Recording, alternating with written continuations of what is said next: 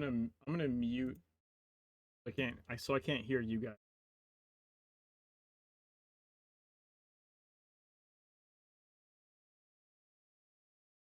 Okay.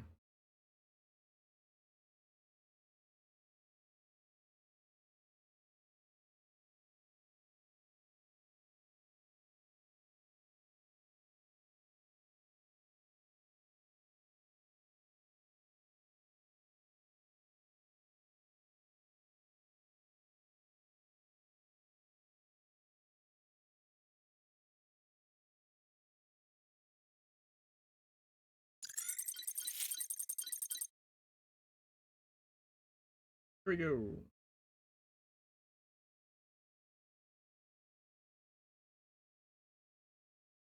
Crap, that's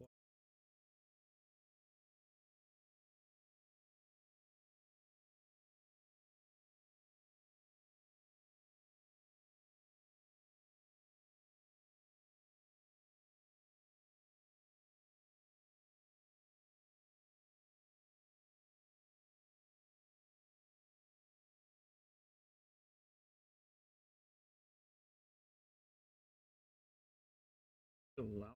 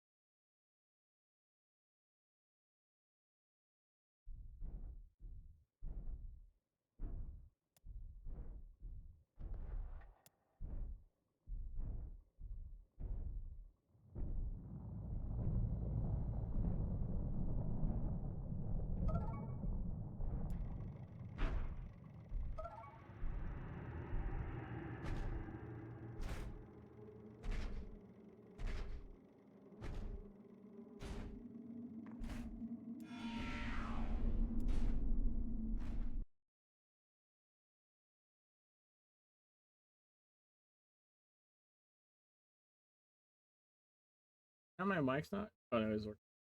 Filters just.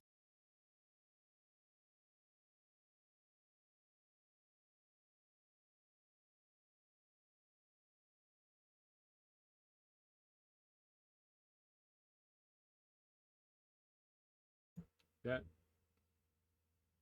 Yeah, that might be better.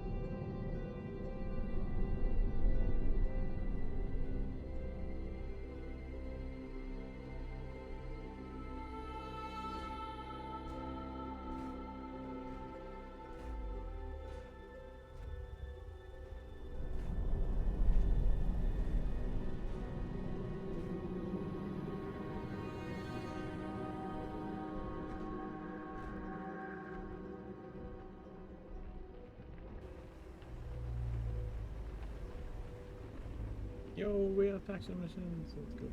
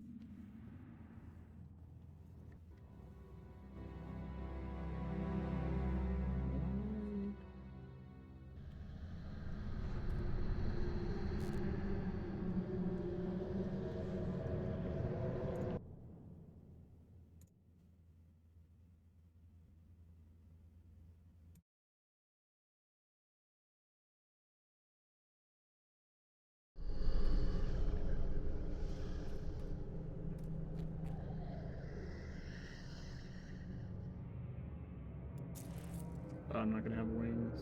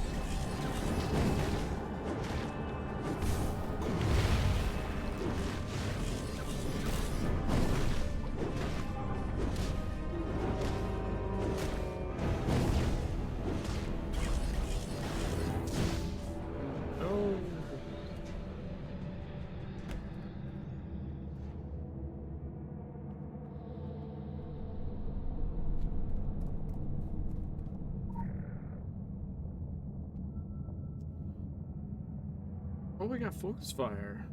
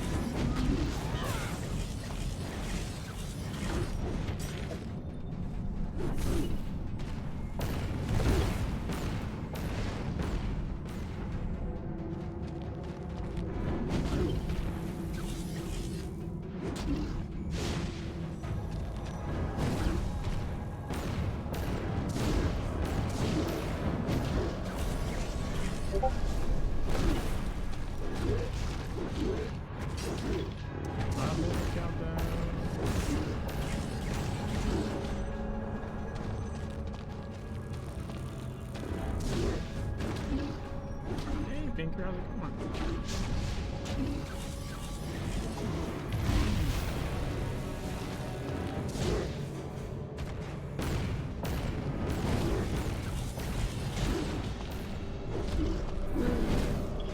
Let's go.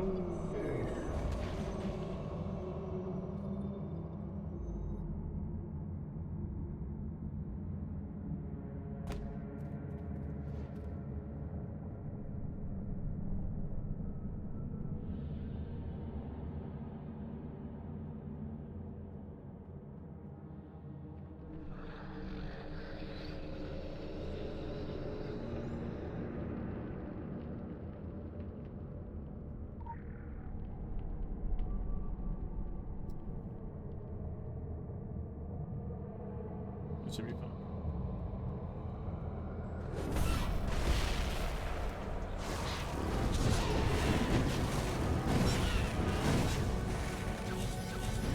Just jump. Jump. Oh, that's a lot of things at the same time.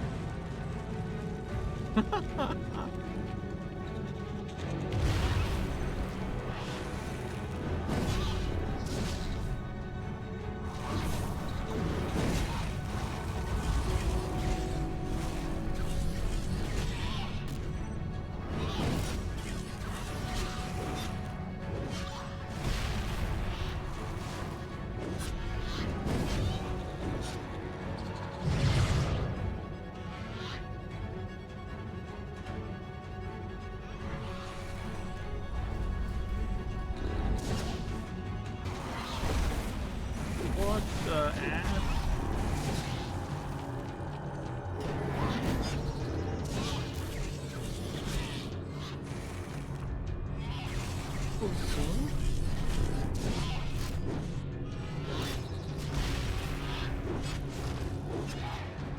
This is a lot of AoE of different types at the same time.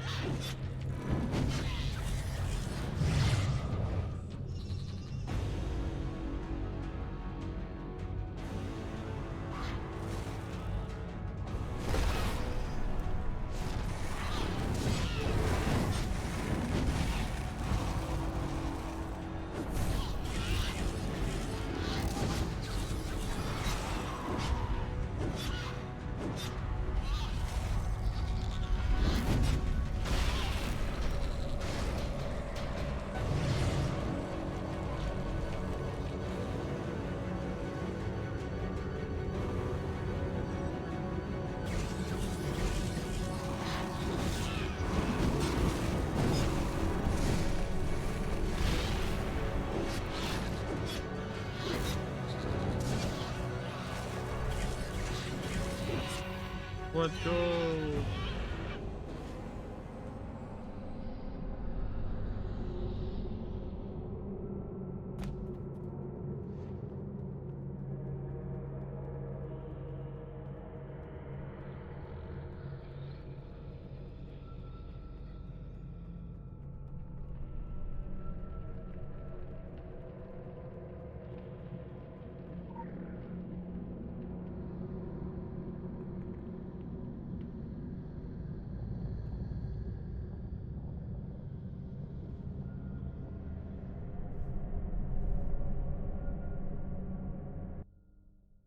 Welcome, agents, to strain 83-DCS of the 0 Point Report, the #1 broadcast all about the news surrounding the Secret World IP. Today is Thursday, September 7th, 2023, and I'm Ocho, one of the hosts for this evening. With me tonight, we have Two-Ton Waffle. That's right, and you're not. I am not a waffle. I try not to be. I don't want to steal your brand. And we have Jimmy the Rabbit. Ew. Hey. And we're currently hanging out in Agartha, as we normally do. Jimmy is working on his current run of a character. Yeah, I'm in Dark Agartha at the moment. You could go watch Jimmy's. You could dual watch Jimmy's stream as well. Don't go away from our stream. You could dual watch Jimmy's stream as he is going around the Secret World. Of course, he is streaming simultaneous because he is basically the character that you're doing. You're doing nothing but streaming them. Yeah, streaming everything that only gets played on stream. Mhm. And the only days I've missed is when my family went on vacation. It was 4 days. But since May 1st, that's the only days I've missed. Okay. Including when I flew to New York for work and back. I just streamed early the one day and very late the second day when I came back. Say, where are you at now? I assume you posted your own. What? They said I'm way tired.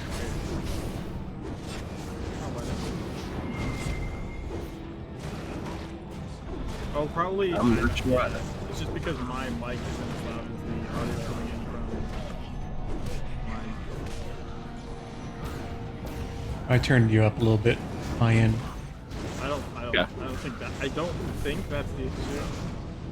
No, because they didn't say that in our chat. They probably said that in Jimmy's chat. Yeah.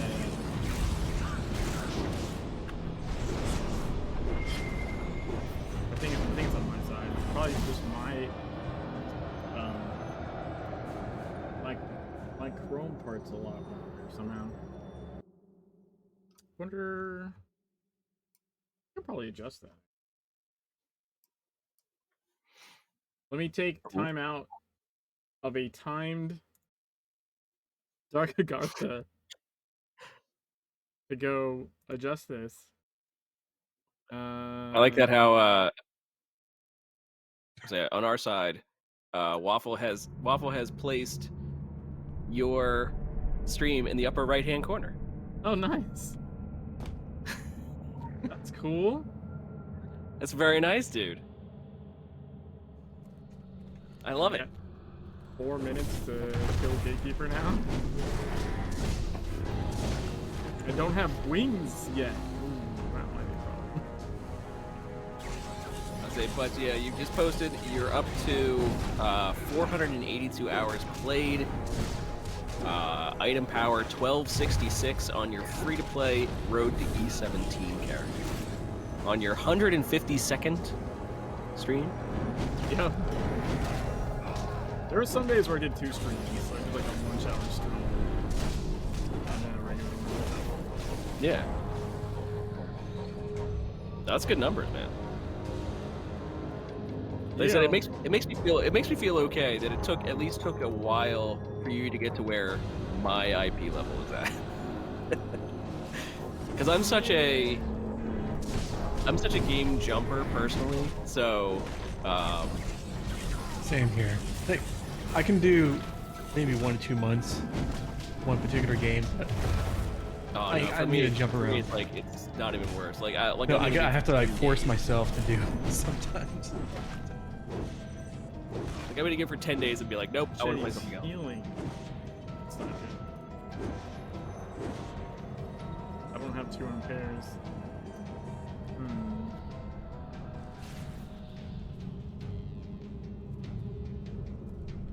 I see him up there. Yeah, he healed up. That's not great for me. No. Although, maybe I'll get him enough to actually get Wings charge before this counter ends. Maybe?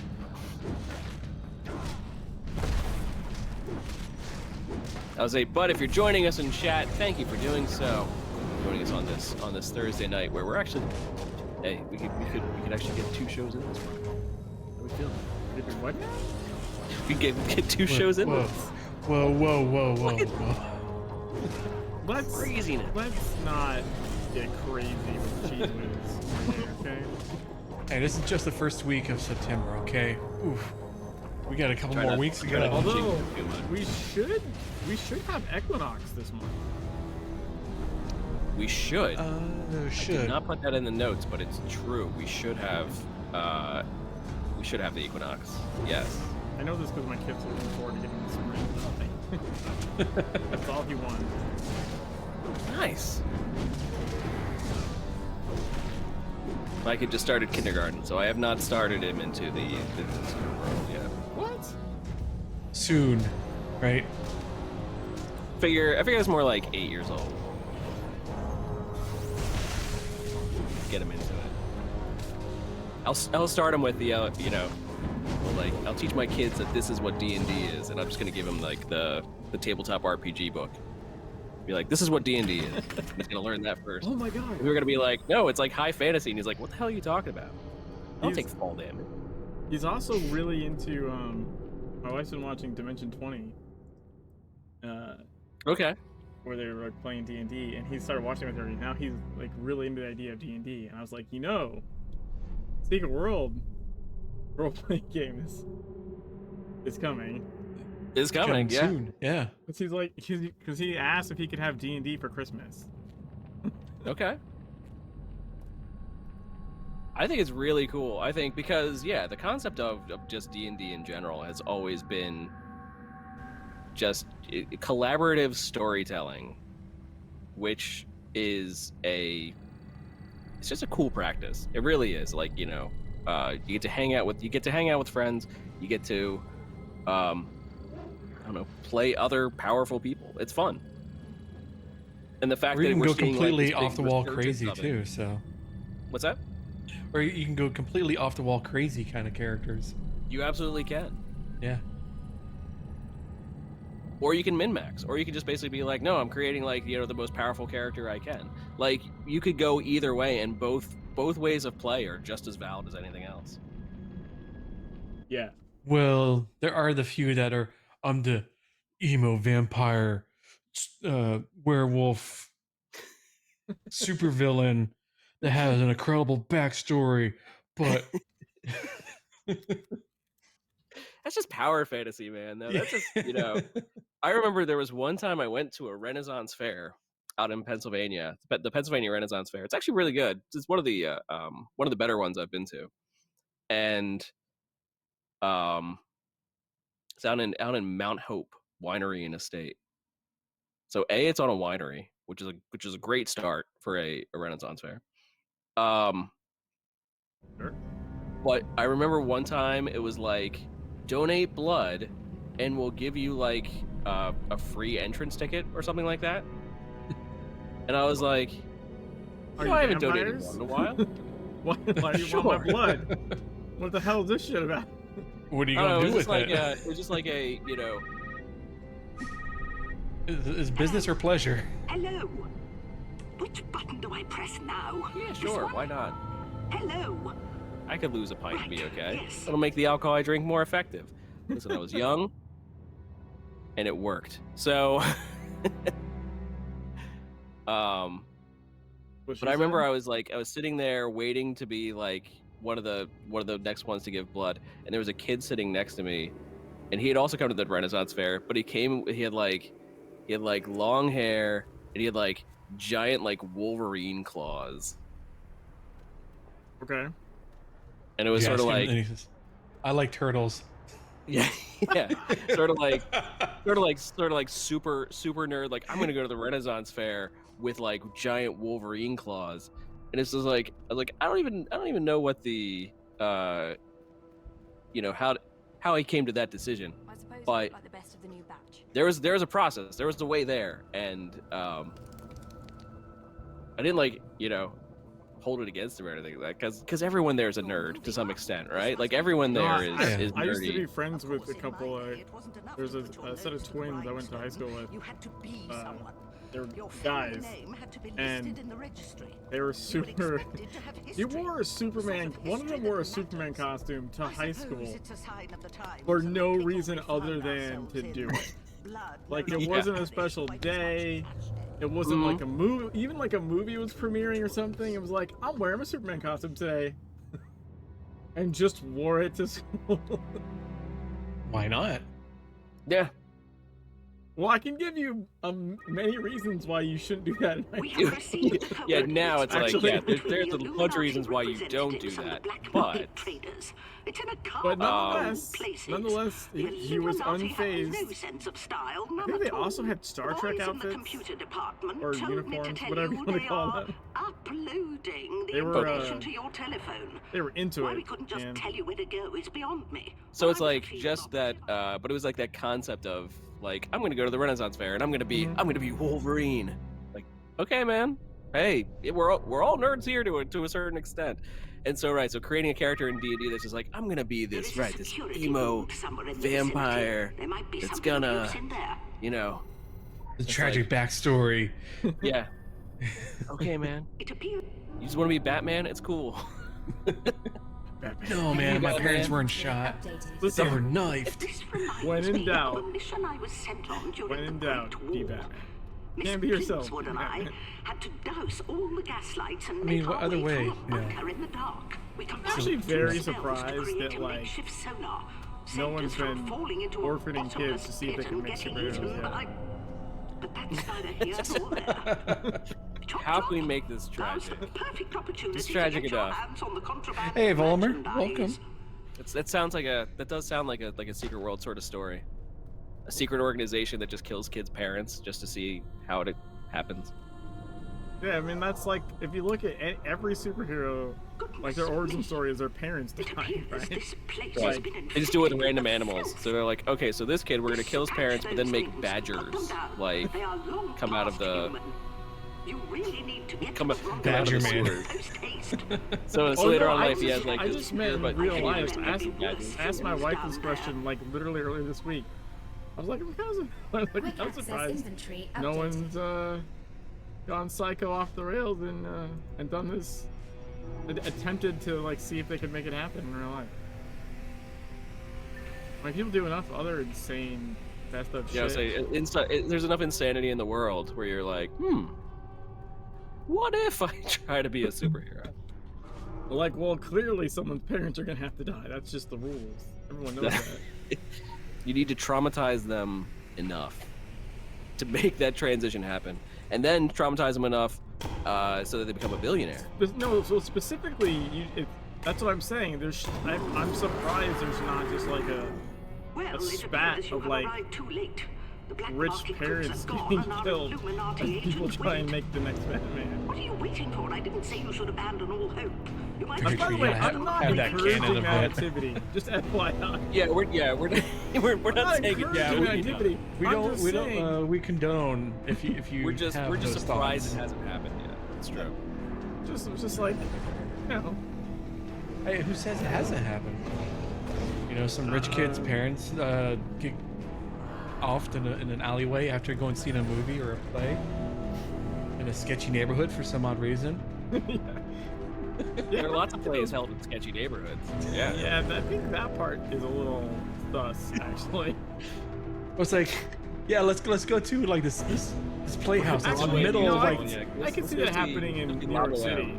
New York City is like one street over is like, you know, Death Street or something. You know what I mean? Like you don't have to go far. I feel like it used to be that, like back in the 80s and early 90s, when it was like on Broadway, you'd have like, I don't know, the Olive Garden in Times Square, and then also in Times Square you'd also have like the strip clubs and whatnot, like still like right there. Yeah. Gotham is literally another name for New York City. I thought, and this is weird, I thought Gotham in the Batman universe, in the DC universe, was actually like around like it's New York City, but its location was actually more like Atlantic City. Well, it was like all the high rises is kind of like, you know, the dingy part, because Metropolis is pretty much on the other side of the river, and it was like the bright city of the future, Metropolis, while Gotham is like a redheaded stepchild. Those aren't actually that close because Gotham's a good one compared to Bloodhaven. Bloodhaven's a shit one. Okay, the redhead stepchild is Gotham, and the good son is. Oh yeah, Bomber. It's like, yeah, it takes its name from New York City, absolutely, and it takes its whatever from New York City. In relation, Well, Gotham actually, Batman, man. In comic book depictions, the exact distance between Gotham and Metropolis has varied over the years, with the cities usually being within driving distance of each other. The two cities are sometimes portrayed as twin cities on opposite sides of Delaware Bay, with Gotham in New Jersey and Metropolis in Delaware. I found a map of this shit, like, earlier this year or something. Someone made a map where they, like, tried to fit everything together, including, like, God, what's the Flash's city? Oh, Star City. Yeah, including, like, Star City, like, all the major ones. There's a map. Someone did put a lot of work into trying to figure out. Well, I remember, like, especially the Arrowverse shows, it was like Star City was quite a ways away from where, like, Oliver Queen, that city, I forget the name of it. Now this is interesting. It was like maybe a good few city. hours drive. Some sort of facial recognition Well, program on the body, but I don't need them to Picture tell me that here. this fellow isn't a I'm Illuminati. gonna send it to you. He is Phoenician. So, the Phoenicians... I'd have to So how do you want again. to send this? This complicates matters. It was I'll one have of to those, discuss oddly this with enough, the something my wife and I were discussing You one can time, and I leave. went You ought to Googling before you're swamped by more and found a infected pretty humans. good, There's nothing more to be accomplished for now. pretty good map of that shit. Also, I found what looks to be a map on the Wikipedia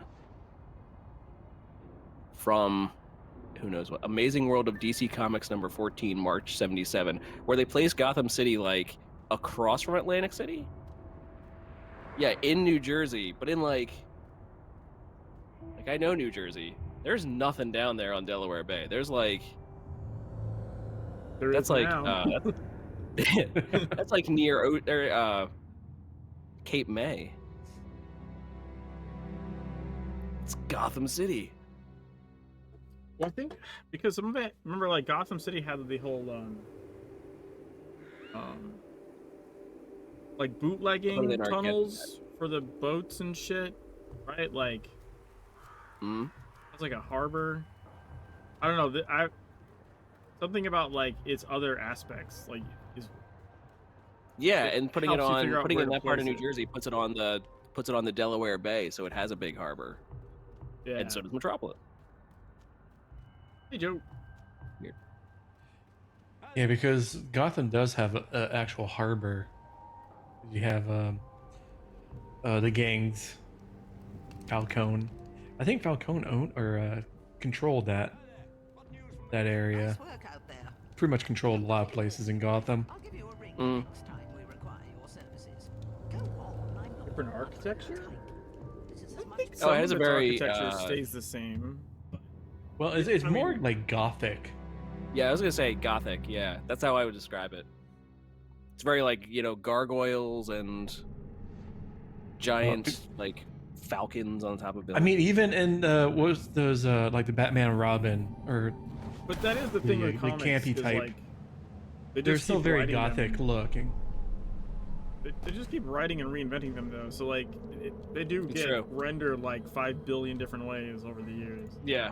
So nothing is ever canon per se, except for maybe the name. Like it's canon for as long as it's canon until it's not canon. Buongiorno. Yeah, yeah. Until they're just like, nah, we're gonna change it for something else. Don't worry, it has been. That's why over time I've learned to take canon just as a concept, not as yeah, serious. it It's very loose. It's more like guidelines. Yeah. It's like you can either be really strict to canon, or you can create like a really good story, and rarely do the two like fully That's what- intersect. That's what I mean about like comics though. It doesn't make sense because the comic book publishers don't even adhere to their own thing. You know what I mean? So Yeah. like, you can't Mhm. have canon because the canon isn't canon. It doesn't work. Yeah, even what's canon has been contradicted so many times.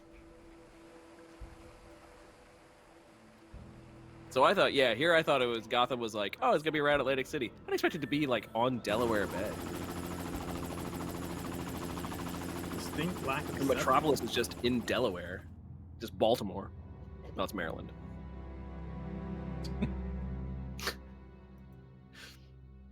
Distinct lack of Zeppelins. Led Zeppelins. Hey, Scratch.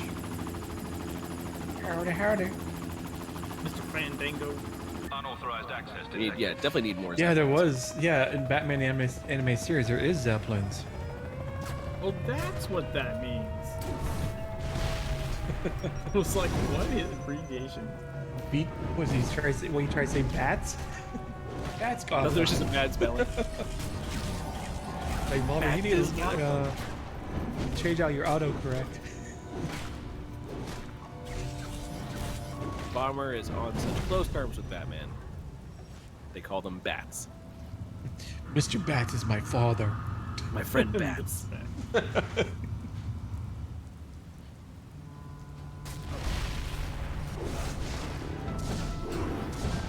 Oh yes, that means the animated series. It makes sense now that Yeah. it's dead waffle. That it. I didn't grasp it when I first saw it. I know these young people and their acronyms. Kids today. Kids. I'm actually really bad with acronyms, which is not great considering that most MMO players use like acronyms all the 50 damn time. billion acronym. Yeah. NP.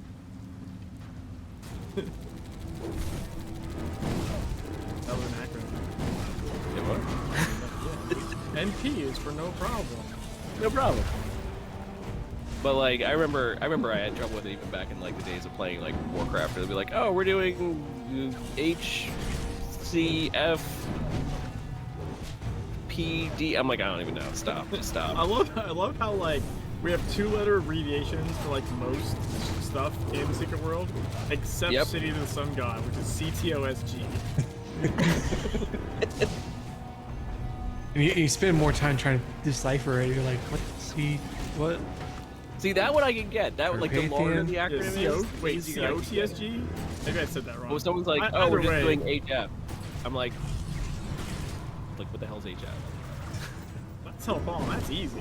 It's Hell Fallen, yeah. But it takes me way too long to figure it out.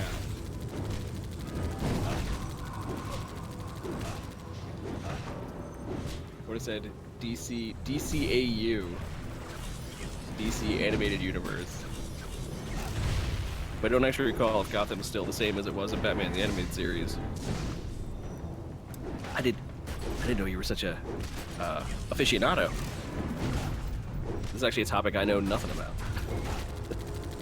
Oh, For very shame. little. Nothing. Turn in your card, sir. Turn in your card. Turn your key, sir. What I say? Comics is one of the things that just passed me by. Well, it's also, I mean, if you're like living and breathing, you got to be like totally dedicated. 13 hours a day. It changes so much from like section to section within the same series. Like, oh, it's like the new. I know it's like the new 52, and then after that is like something else. It's like completely changes every. I love the arc where Booster Gold saves the multiverse with a touchdown pass. That is fucking amazing. Props to them for doing that. Yes. It was hilarious. That happened back when I was still working in a comic store. Finishes. No, I know Booster Gold's always doing nonsense, but the new 50, I think it was new 52, when they did like the 52 world and stuff, and they had like, I think Mr. Mind was ended up being the villain or something. But like this huge year-long, like multi-title across the whole publishing spectrum for DC, and the finale is like a multi-page spread of Booster Gold throwing a touchdown pass that like puts, I think Skeets is like in the football through like a wormhole or something, and that like undoes everything and beats my, like, it's fucking hilarious. You're like, sure. Like this Why whole not? like year long. Why not? Like, you had to buy every title coming out to follow the goddamn story, right? Like, that's why they do those things, by the way, is to... Because you have people that just buy, like, a particular title, and they do the crossover events to, like, get those numbers up, right? Because now the guy that only buys Superman is going to buy the other ones, because you need to see the rest of the story. But to do all of that, and have the finale be Booster Gold touchdown pass was fucking amazing. And we had like one customer, this guy, like I don't think he called the touchdown pass, but he called who the villain was gonna be, which like no one was had any idea it was gonna be that stupid worm dude. I think it's like a Shazam villain. Okay. In the end, we always get it right. Likewise, I encourage you to get this beyond my ken. Is it beyond your Barbie? Yeah, that goes on my my knowledge. Is it beyond your Barbie as well? Beyond my Barbie as well. You can say it's beyond the veil. Ah! Oh, shit! Oh, all back. Get him. Very nice.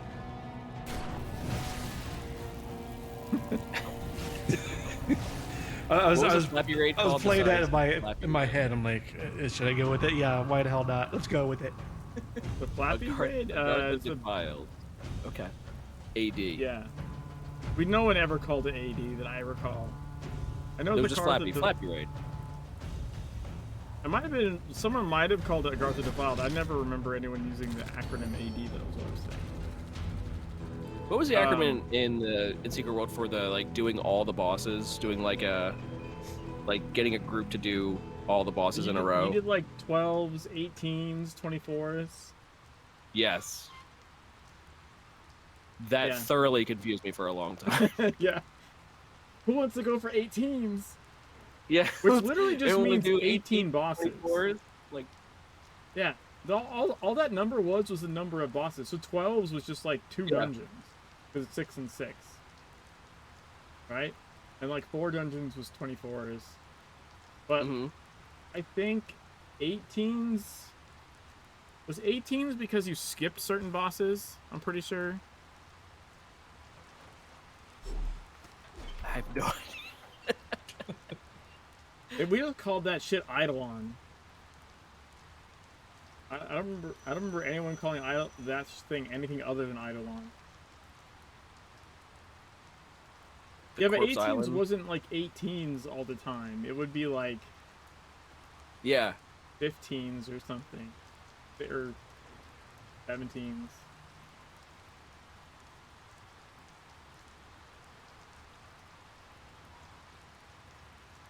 But I was also never a real big dungeon player in the first place.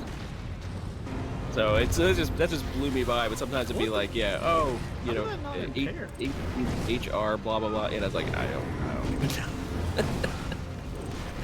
know. I don't even know. Some people always noped out the machine tyrant or machine tyrant. Yeah, Oh, well, because that thing was really exceptionally shitty when your computer couldn't see the reticles. I remember when I finally got a new computer and it was like, oh wait, these things just don't spawn under your feet? You can see them coming? What? It was literally, like, I always died to them because by the time my computer rendered the circle, it was under my feet. And I was like, how the fuck are you supposed to dodge these? They're just on top of you. Get good, noob. Yeah, get a good computer is what that means. As soon as I got a new computer and I could see them rendering in, I was like dancing between them. I was like, this shit's easy. What the hell? You're like, whoa. Sadly, that was actually, I knew some other people were like, people gave them shit about being like, you know, not great at the game, and it actually wasn't them at all. It was literally just their hardware was too old. And they just couldn't see things happening. It causes you to die. So I always have that story of it was after one Beyond the Veil episode. Did you mention it? I'm gonna bring back Beyond the Veil. It was after one of those episodes that it was when they still had like the giant bosses in the regular game world. And I remember there was one in I believe it was Besieged Farmlands that like all of us on the show were like, oh, let's go do that one. It's like, okay, so we all jumped to do that one, and they famously were PowerPoint presentations. They were because there were so many people all in one concentrated spot, and the problems with the engine, and everyone's loading everyone's everything. That it spent so much time that all you had to do was just sort of get in there and just try to get a couple of hits in sometimes, because that's all you could see. And I remember one time on my screen, the boss was killed. And I believe in my PC, which is actually probably still the same PC I'm using right now, was good enough to handle it, and it was just fine. And so, you know, we downed the boss and everything was okay. And then I think it was on Grip's computer at the time, or maybe someone else's. But like the same boss that we were killing wasn't dead for another like 3 or 4 minutes. There was like such a disparity between when the boss actually died and when they actually saw it die, because it was so far apart from each other. Yeah, because I remember those slideshow events as well, where you walk in and you're pretty much like spamming just like your first just your builder. Yeah, it's just a builder, just in case like I at least I need to get a tag on it. Yeah, just get a hit in, couple of hits in. Can't see most of its big attacks, but whatever. Next thing you know, you're like halfway across the area because you got like knocked back and you're dead. Yeah, like just let it go. Yep. But I thought that was funny. They'd be like, and dead. But it's like, wait, what are you talking about? Like the same boss that you're standing next to me? Were you fighting a different boss? Yeah, were you fighting something else? Like, no, you're standing right next to me. It's like, oh, it just ended for me. Like, okay. Like, well, I could have told you the outcome anyway.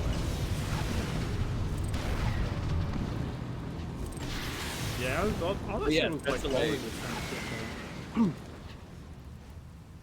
That's the way it was. And a lot of people liked it for some reason. But yeah, whatever floats your boat. Listen, it was still fun. Yeah, no, I'm not saying it wasn't fun. It was just. There was plenty of times it wasn't exactly fun. No, I mean, yeah. When you just suddenly just keeled over from who knows? Who knows what hits you? Yeah. You didn't see it coming. So we do have news for the Secret World, believe it or not. Two things to point out for the Secret World. Tabletop RPG update number 34 was put out by Star Anvil Studios' Ross Watson on September 2nd. I said his name weird. Ross Watson. It says, greetings, you wonderful human beings. Star Anvil Studios is very pleased to say that we've received a ton of positive feedback about the raw PDF of the manuscript for the core rulebook. So glad you guys are enjoying the lore and mechanics for the RPG.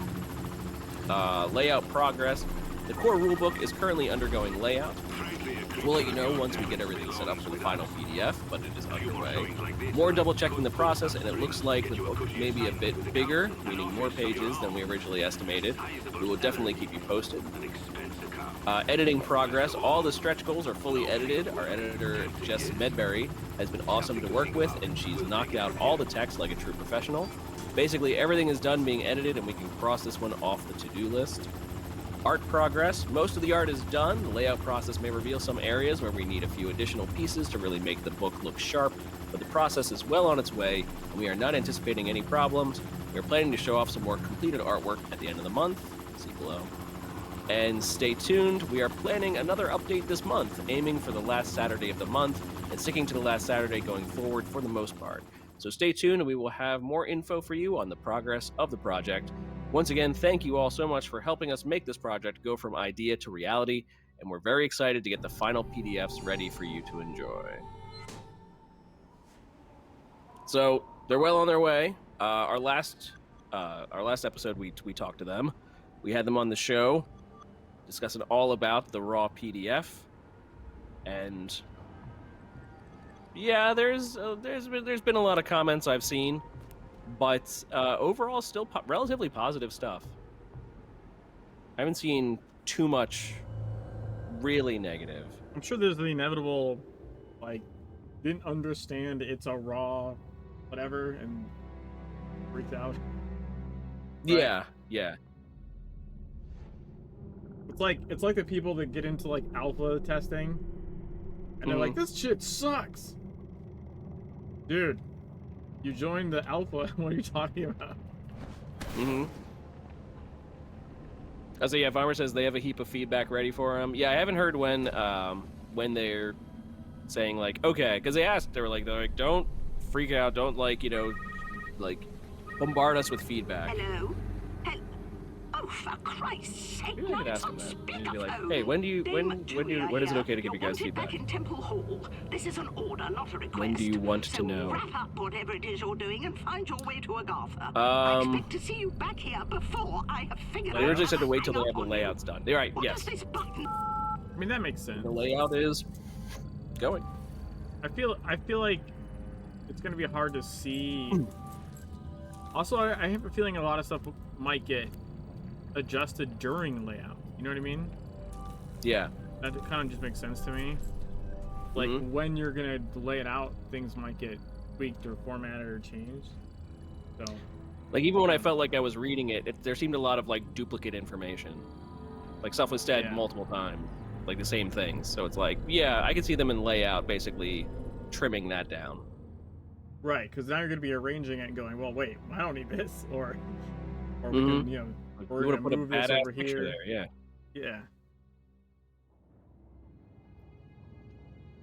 Yeah. Other news, Carrie Walgren is going to be at College Station Comic-Con this weekend. This popped up because, hey, Carrie Walgren. Can't go wrong. They say, hey, Texas, looking forward to seeing you all this weekend at College Station Comic-Con. You bring cool stuff to sign, and I'll bring coffee. See you soon. And in a video she posted, at the same time, she's mentioned, she's like, oh, I'm going to have all kinds of different characters for you to sign, like this, like some anime character. I don't know all of her work, but like some anime character from this, something from like Rick and Morty, something from something else. And she did not mention Kirsten Geary. I was gonna say you probably should have led with, in case anyone doesn't know who you're talking about. Going to this convention. I'm just saying you probably should have led with, that's KG, for the people that maybe don't know the name. Yes. Also true. Probably Yes, should've led Carrie with that. Walgren, who voices Kirsten Geary. Yes, There you go. true. I mean, we know, like, I know, like, Vollmer knows, Yeah, but, like, not true. everyone that's a fan of even a person Geary We have necessarily received knows some who the voice additional actor is, right? intelligence Like, about the rogue element. He's brazenly right We to try. the At least I try to combat make it a one. point He to knows you're onto follow him. all the boys voice tell me actors he's and see what heading else they're into doing. Agartha with the relic. If he manages to escape, And for certain it stuff would like be this, an like, oh, they're utter gonna be at a disaster. Comic-Con. Like, if We that have was an like, additional I'm not anywhere near complication, Texas, there's been but enough noise over the if I ether to was alert closest, I'd be everyone like, else to I what's am going absolutely on. going. You are no longer the only one in pursuit. It is And eventually to be imperative that like, get to you know, our hey, if I flagship could bring first like to retrieve our possessions. bring the tabletop RPG book for Secret World and have Carrie Walgren sign it, like, yo, that's premier swag right there. I still have a shrink-wrapped The Secret World DVD. Not bad. I can have that, give that signed, I suppose, Yeah. by somebody sometime. Hello, can you hear me? The think transmission Delaney is sent me that. compromised. Our Agartha net cannot locate you, and the See, ephemeral I'm trying to think. I have a lot of Secret World stuff, but I'm not sure if I have anything like signable. Affected the gateway to Agartha, depositing you and our traitor somewhere Maybe like outside the charted regions. I never bought a Agartha is physical fast copy, I just and had it through dangerous, Steam, so be but I got careful. sent one. You are also outside the jurisdiction of the Council of Venice. I The wonder what gloves I are would have. off out there. Oh, I No missed it. gentleman's rules, I'm afraid. Catch your target before our arrival. Maybe the pin? too. And watch yourself. Maybe like the pin case. I don't know.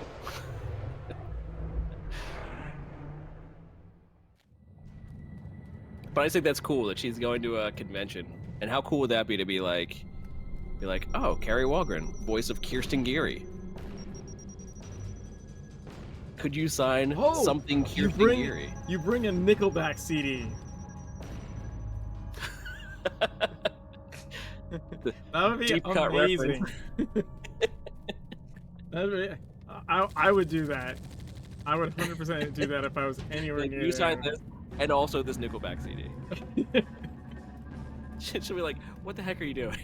She's Do you like, think I'll she sign doesn't it. remember voicing a line about feeding you liquefied kittens and making you listen to Nickelback for eternity? She's gotta remember that line.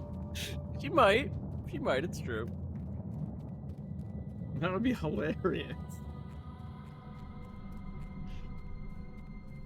Be like, Also, you know, that's- that line. It's gonna be like, what the fuck? That's like the Who most, is this guy? Security. most recent. Come over here. I think that's the most recent line, probably. Or one of the most recent. Is that like a South Africa line? Yeah, it's South Africa. Anything capable of When- doing it's when this they to show one up. of the It's custodians actually of when it shows up Agartha at the will Agartha be Law. deadly to you. Permanently so. Exercise caution. Okay, If yeah, it's so not- that would be. You are our If it's not only the agent on most site, recent, and like, we there might be wouldn't some want you to lines end up after that, like when you beat it or nullified. something, but like, Yeah, yeah. definitely, like, the most recent work she would have done on the game is from there.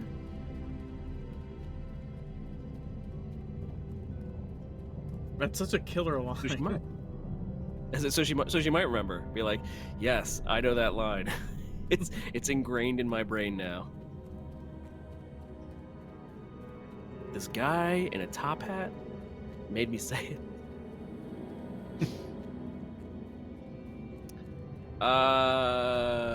Other games in the Funcom portfolio: Dune Spice Wars.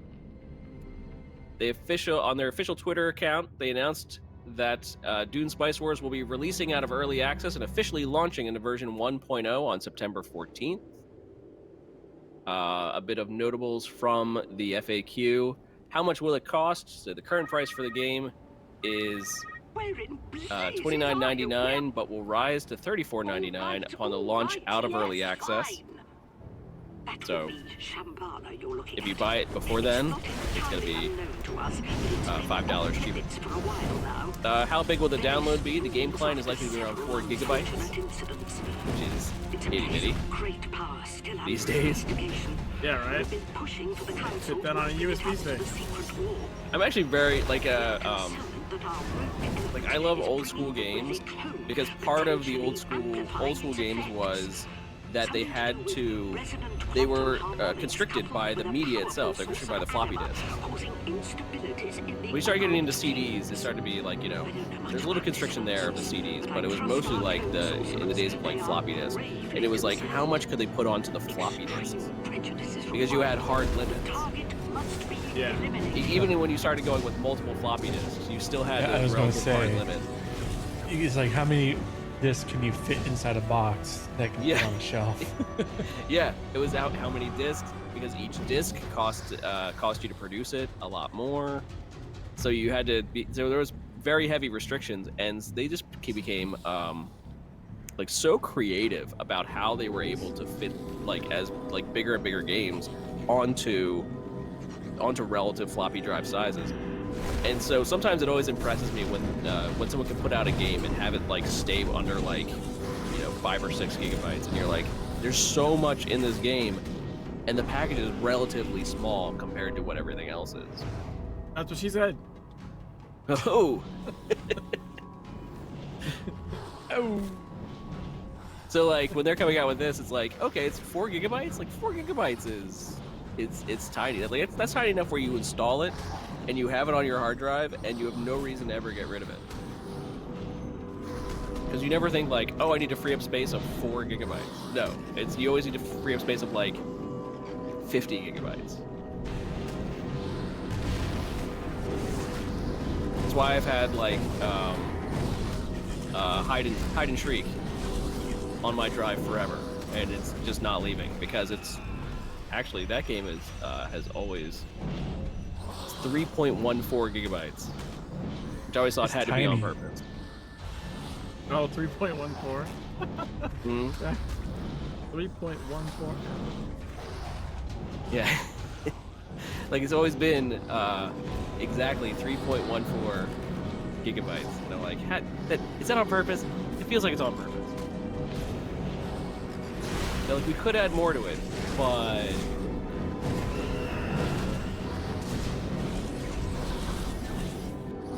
so I'm always impressed when they're capable of doing that, because it feels like I'm sorry you had like to an go through homage that. to when that was like the standard. Dealing with one of our own, but he brought it upon himself. On average, how long will one game last? Does it depend on the faction you have chosen?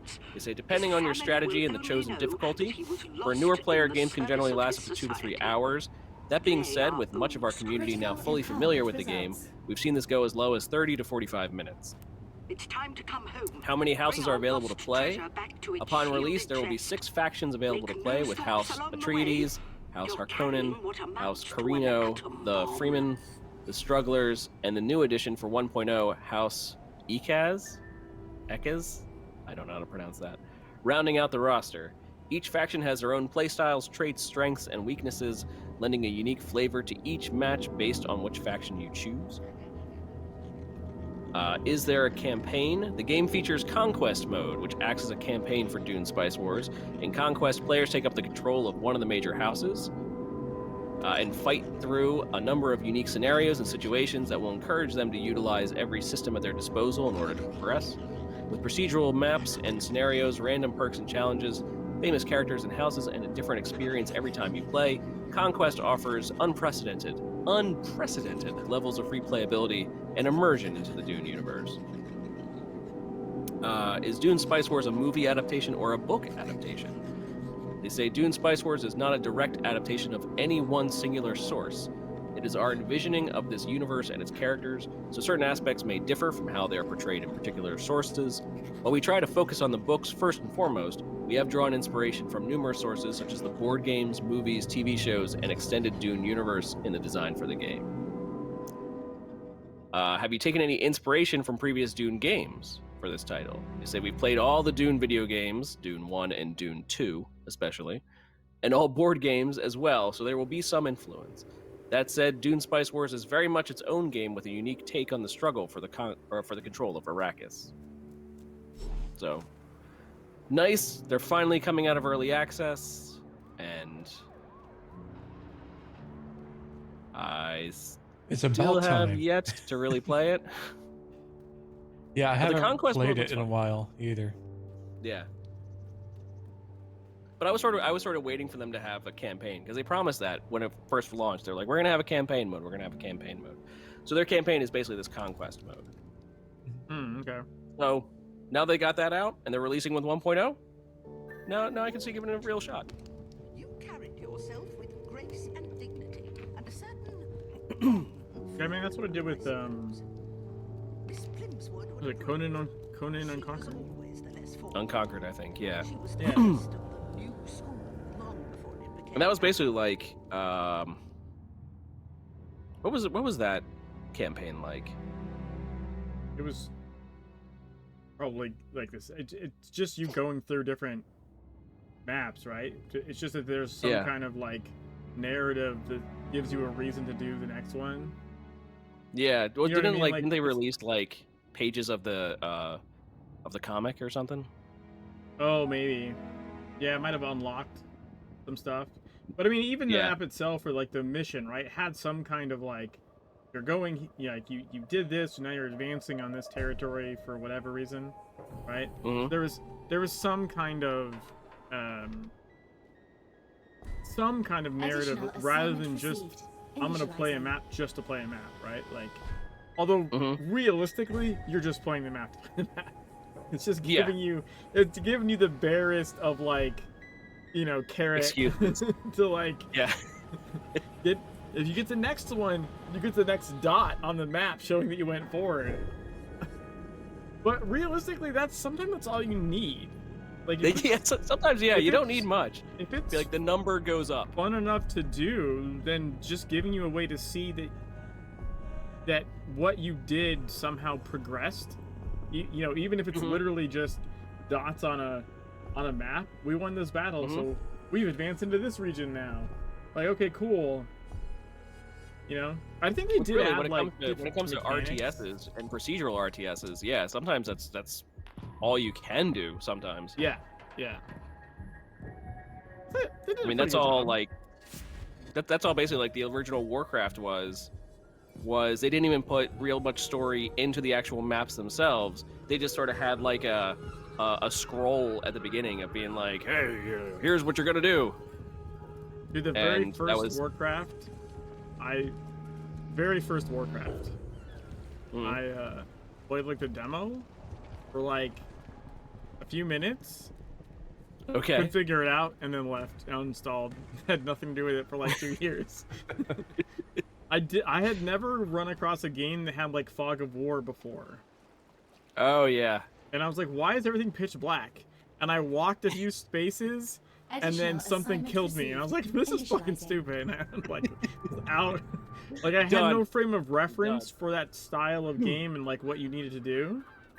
Yeah. And I was just completely like, what the fuck is this? And so I think a couple years later, and I had played like Command and Conquer by then or something. Like, I had a little more familiarity with the style of game. And then I came back and I played the shit out of Warcraft and Warcraft 2 and StarCraft and all that shit.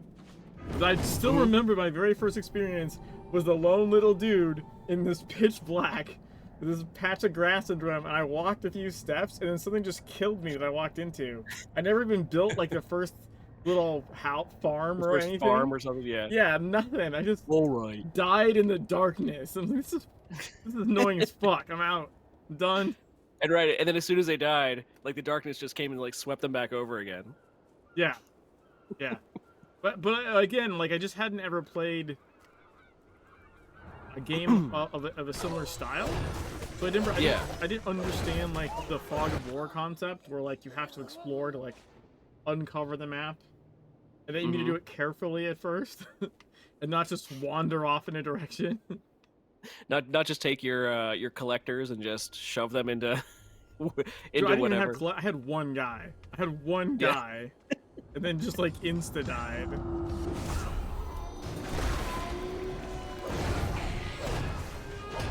Like, I'm out. Oh, that's fun. And that game was hard too.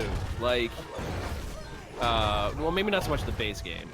I remember like that was in the time when expansions were like actually very difficult.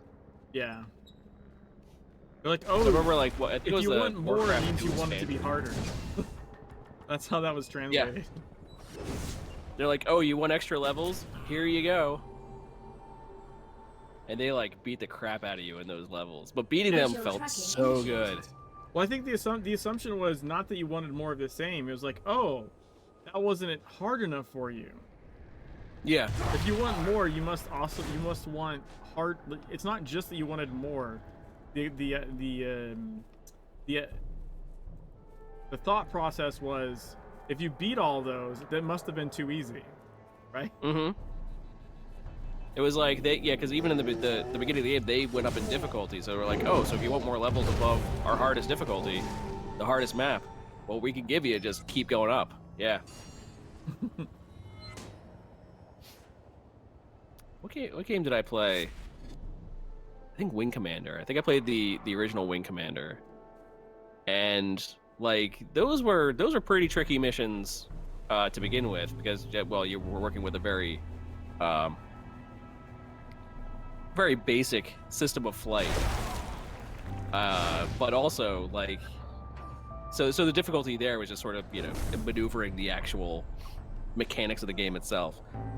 But then the expansion was just like, nope, we're just gonna beat the crap out of you. And I tried playing like the first couple missions of the expansion, and it was after like my 30th or 40th attempt to beat like the third mission of the expansion that I was like, nope, I'm done.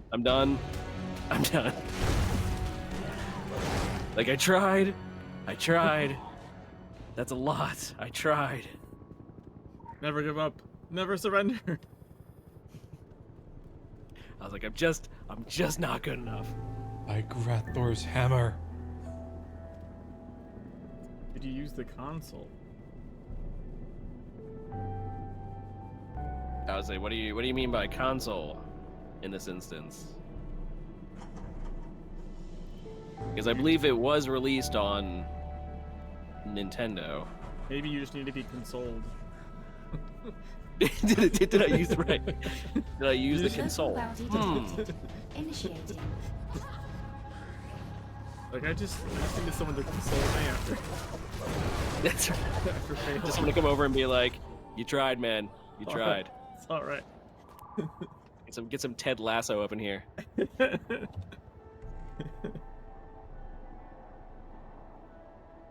Someone to be like, "You tried, but you could do better. Come on, you could do better." I'm like, all right, let's do it.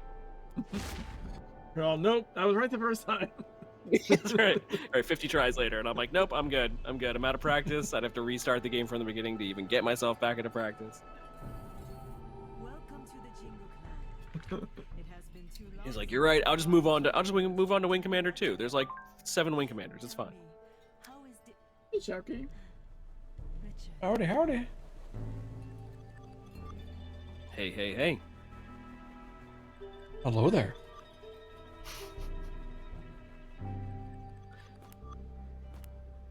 You also forgot Ocho. Guy in the top. He's the top, Shauki top 94, square. welcome to the show. Well, you two are really the only ones streaming right now. Well, I'm not streaming. Well, this is the only streaming I'm doing right now. Wing Commander 2, I think you mispronounced Privateer. I love Privateer. Privateer is an excellent game. It's Privateer. Privateer is basically like what Star Citizen is essentially modeled after. What are we talking about? We derailed horribly. You are not Of course, as we usually do. Yeah. You are not authorized. As We're very per consistent usual. in that. Like I should really go back to it, but I beat Privateer, and I'm still working through the Privateer Local bounty detected. expansion. Initiating. No, Privateer is excellent.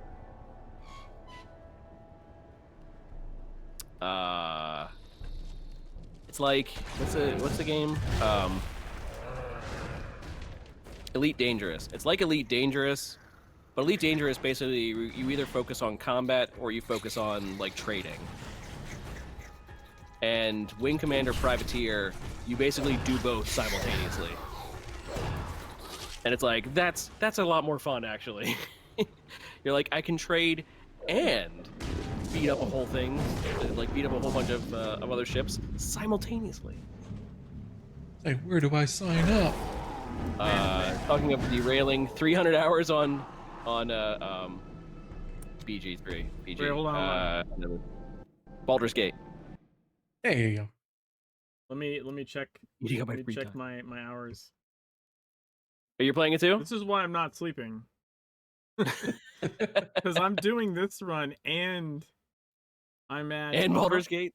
I'm at 183 hours in Baldur's Gate 3. Nice, dude. Uh, Yeah, no, it's great. It's awesome. It's one of the games that I'm actively avoiding watching people play. I'm actually on my second playthrough. Okay. That's how it was when the early access of Starfield was released on the first. I'm like, I'm not watching anything. I'm not watching any streams. Nope. I'm like immediate blackout. I find myself like that's the way I handle most games. That it's sort of like I want to play it in the future, or I want to play it like, you know, I don't own BG3 yet, or I don't own Starfield yet, but it's like I want to play it in the future, and I don't want to be spoiled about anything about it. Mm-hmm. So I'm like, I'm avoiding streams of people playing it. There's a really cool video that you should see though. It's not really spoilery, but it's four halflings just doing crazy bullshit. Like, oh, I think I've heard of that. Crazy bullshit. Throwing each other across, like throwing each other as weapons at enemies, throwing enemies at enemies. Like, what is it, like 4 halfling barbarians or something? Mm-hmm. And they're just like I think it ends with the biggest explosion I've ever seen. It must have melted someone's goddamn computer.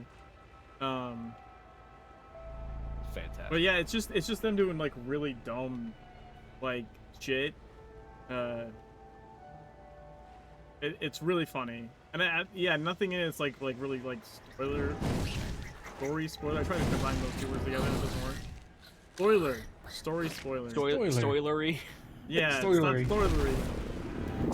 Add that to the vocabulary. I'm just trying to be more efficient with my time, Steve.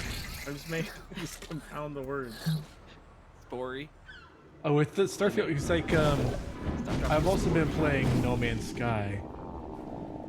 Okay. That's been a fun No Man's adventure. Sky. I like No Man's Sky too, but No Man's Sky actually, and I just learned this recently.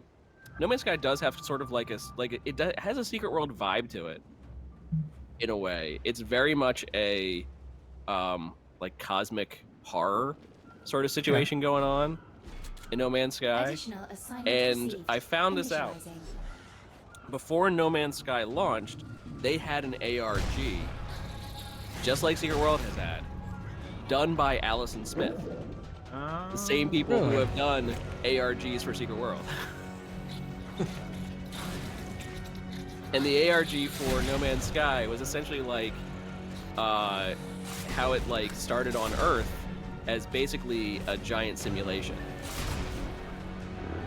And it was like basically these AI simulations, and it was supposed to be like a simulated universe.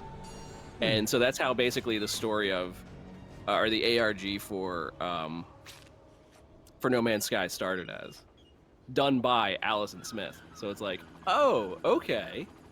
Sort of a tie there. Interesting. But yeah, no, I like No Man's Sky a lot. Are you playing through the Expedition? No, I just started back when my character has been like, because I just really had just got started in it. Okay. I think about a year or two ago. Okay. And it's just dropped off, and then now I'm getting back into it again. Well, let me tell you, Expeditions are basically their way of allowing new characters to really come in and get like a whole bunch of stuff from a more directed level of play through the game. Okay. And then once you finish the Expedition, then you start getting all like the main quests and whatnot, like the normal game does. Yeah. So if you haven't played in a long time, it's actually good to start an Expedition with a new character. Okay, I'll definitely look into that, because I was trying to do this one mission, trying to get this mineral. Like, how the hell am I supposed to get it? Because it's like, oh, you need a the mineral extractor, whatever it's called. I'm like, where the hell is that? I'm looking online, like, Yeah. oh, it's easy. It's like, you should have got it in like the first minute of playing. I'm like, well, okay. You're like, come on now. Yeah. I was like, oh, there it is. Actually, I did have it. Was it in your daily login rewards, maybe? No, it was in my inventory. Got him. What is You didn't this? get your daily drop? Dailies. What? No What are you Man's Sky talking doesn't about? have daily drops. You can do like you can send like your freighters out to get stuff for you, and those are like 8-hour missions or so. But Yeah. that's about the closest thing they got. But I'm actually having a lot of fun because the difference. I miss like the traveling aspect of No Man's Sky in Starfield. Okay. It's not the same. It's a Bethesda game It's because not. it's instanced. Like you can't go from like orbit down to planet surface. Say okay, land here, then it's a cutscene, and then that's it. It's sort of in No Man's Sky. It actually is sort of instanced in a way. They just Yeah. make the transitions It's very really smooth. Yeah. Really smooth. Now I can't say too much about Starfield because I've only played about 2.5 hours of it Okay. with I mean, between I've crashes. heard relatively good things. I've heard relatively good things about Starfield. Dead game. Dead game. Well, it is for me. I can't. The only way I can play it is streaming it through the Edge, like the Game Pass streaming. That's the only way I can play it. I have it on my system and it crashes like after 10-15 minutes. It's totally random. I'd be like walking, all of a sudden it says freezes up, crash the desktop. All right, start it back up. Have to go back from where my last save point is. Do it again. Crash after 10-15 minutes. Right, and I commented. I was like, "What? A Bethesda game having I know, right? bugs? What?" And I was streaming it last night. I'm like, oh, this first time getting into it. I can actually play for a couple hours. I was like 3, maybe 4 hours. Hour and a half into the stream, I'm like, I'm done. I can't do this. Because at the last crash was like a complete system crash. I'm like, I can't do this anymore. Because I'm getting pissed off. I'm like, this is just sucking the joy out of the game.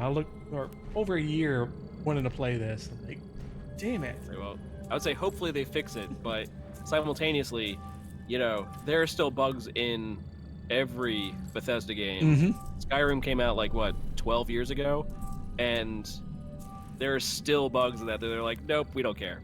We'll let the community create The horse punching patches. is For the amazing in game. that game. What's that? The horse punching is amazing in that game. That's right. You just have to Well, last year I had the same issue. We're playing Fallout 76. Punching horses. Well, that punching no. horses. Just crashing to desktop or crashing the system. I'm like, well, it felt like it pretty much. I have to wait a year when I start a game and then when I can actually enjoy it. So we see you hanging out on the other side of Agartha over there, Freeborn. I see you. Nope, you don't see me. No, I'm nowhere to be found. Nope, you're running upstairs. You're right. Nope. Can't see him. He's hiding. Completely invisible.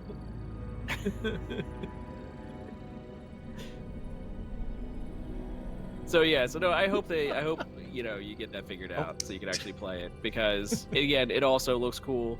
Xiaoke says, not all that interested in Starfield. Only space game I go all in on is EVE Online, and that's a Second Life in itself. Oh gosh, yes. I've heard lots of stuff about EVE Online. Not one that I've tried, because it's I've tried that too. Yeah, it's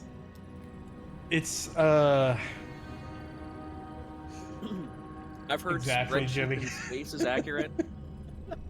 it is. It's spreadsheets in space. But see, I don't mind spreadsheets, so that actually is sort of a draw for me. I don't actually mind that so much, but it's still weird that I haven't given it too much of a shot. I think it's all the stories of like corporate backstabbing and the fact that they basically have a currency that's tied to real money. So when you say like, like, oh well, they stole how many millions of credits that they could actually translate that to real dollar figures. So it ends up with a lot of good headlines and a lot of good.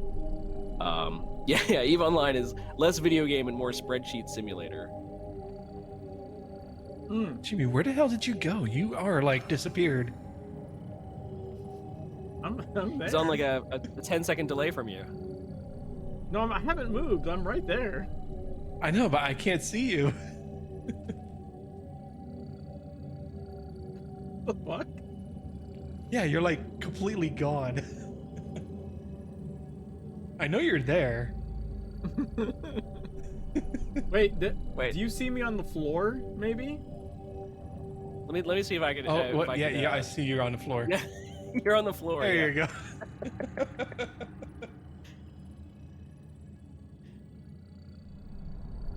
Place you sitting on the bank, sitting in between the was it the auctioneers over here? Yeah, the auctioneers. Yeah.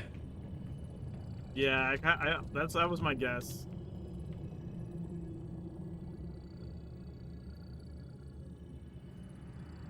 But yeah, it's Starfield. I'm actually I was playing it a little bit for like a good hour or two this morning to see if I can play it on the streaming side of things. Okay. And I'm like, okay, this working. It's doable.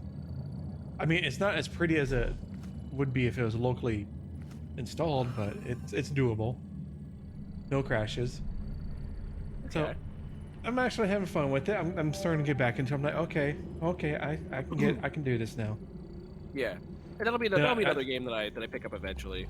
Yeah, I just uninstalled it from my system. I'm like, screw it. It's just taking up space. I'm not gonna play it.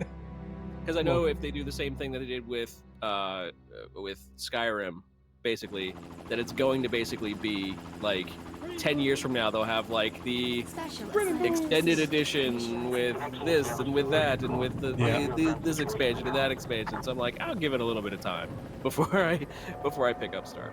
It's okay. It's okay. Plus, I need to put like my new system together anyway. Oh, to answer Chucky's question about the horse punching, is because there's a glitch in the Skyrim for speedrunning where like you like punch a horse and then you tilt it on a rock and it shoots you into the sky, and then you come crashing down. You have to like try and land in water, and your speed is set to like somehow that sets your speed to like times 5 billion, and you can like punch guard to death in like a half second with your bare fist, because that's how fast your character's going. Give us mirages. Rainbows.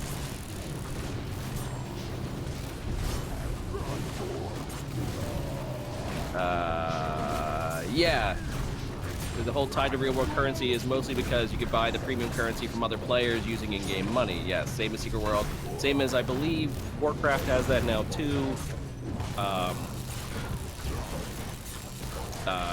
Any cryptic game has that also. So yeah, but EVE Online was like one of the first ones to do it, I believe. I'm pretty sure they were one of the first. If I do want to seriously give EVE a try, that is a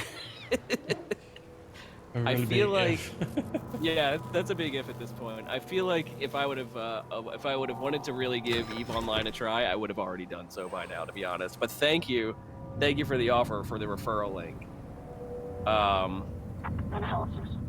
Starting off with 1 million skill points, it's about 25 in real life days worth of skill training. Well, that's not bad. That's a nice boost. Yeah, EVE has it, Secret World has it, Guild Wars 2 has it. There's a gold to store points in Guild Wars 2. WoW has WoW tokens. RuneScape allows bond purchases. Yeah, it's fairly common.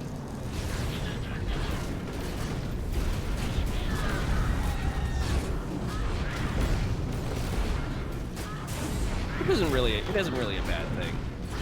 I think when they started coming out with them, there was a lot of news gloom over it. but I think a lot of issues were gold sellers selling stolen accounts and hacked accounts, stuff like that. yeah, but see, that was Especially actually in WoW. happening anyway. Like, and then that was more of a people were then buying the gold on like non-legit sites, like gold farming and gold whatever. Yeah, then gold they get selling their sites. accounts taken too. It's like, oh, well, you shouldn't Yeah. have done that. So it was basically game's way of enticing players to be like, if you're gonna buy gold, do it in game. We're gonna give you a path so you can do that, so you don't have to go to these other sites to do it. They're like, we know you're doing it anyway. I remember when Sigma World Legends first came out, and we did have gold sellers Yeah, we had gold coming seller. in That's how you knew we made it. That's right. Yeah. for like we a had good gold couple sellers. months. Man, Just the back when random we had gold tells. Sellers. So that was basically, it was a way to combat that black market basically of gold spam and whatnot. I don't know exactly how successful it was in that endeavor, but it tried. Yeah, you got. It's like, you try. Hang in there. Yeah. You might make it one day. Because it was something like at the height of it, like it was surprising. It was really surprising, like how much people were actually buying and how many people bought gold from gold selling sites. Yeah, it's still surprising that people still do it today. Yeah. Like, you know how easy it is to get this stuff, right? Just put in the work. Oh, I don't want to do the work. I want it this instant now. Give it to me. Yeah. And that's why, Okay. you know, they don't want to put in the work for the game because they already put in the work for the money. So Say, all right, go ahead, get yourself screwed out of your credit card or whatnot. yeah, if through they that already hassle. if they already worked for the money for in-game item trade, you know, it really is not that. It's very easy for people to justify it themselves, essentially. But right, but they're putting their information, they're putting all their real information at risk, which is that's the part where it's like, if players are gonna do this, let's just give them a path. Let's just give them a path to do it. Let's make Aura a thing. Let's make Guild Wars 2 gems a thing. Let's make WoW tokens a thing. I forget what it's called in EVE Online though, but yeah. ISK. Yes. Or that's what the credits are called? Yeah. ISK. Yeah. Something like that. Yeah, Barbara says, WoW tokens are traded for game time specifically, unless they changed it to let you convert it to BattleNet bucks. Oh gosh, BattleNet bucks?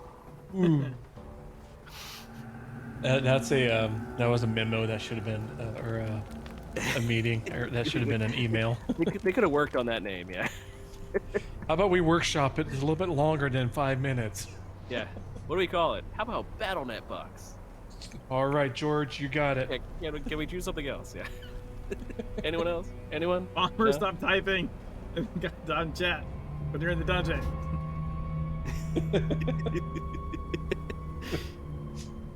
Secretly, we're just gonna make Vommer just keep talking to us to see if we can mess up the dungeon run. That's a bold move, Cotton. Oh, you don't recall what it's actually called? No, that's not what it's actually called.